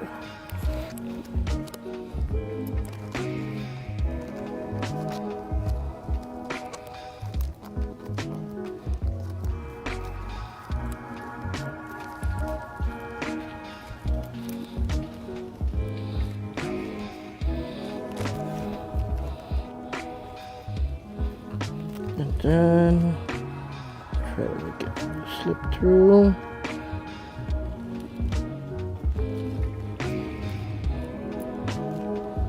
Just temporarily lock it. And then you can just get a string. Just cut it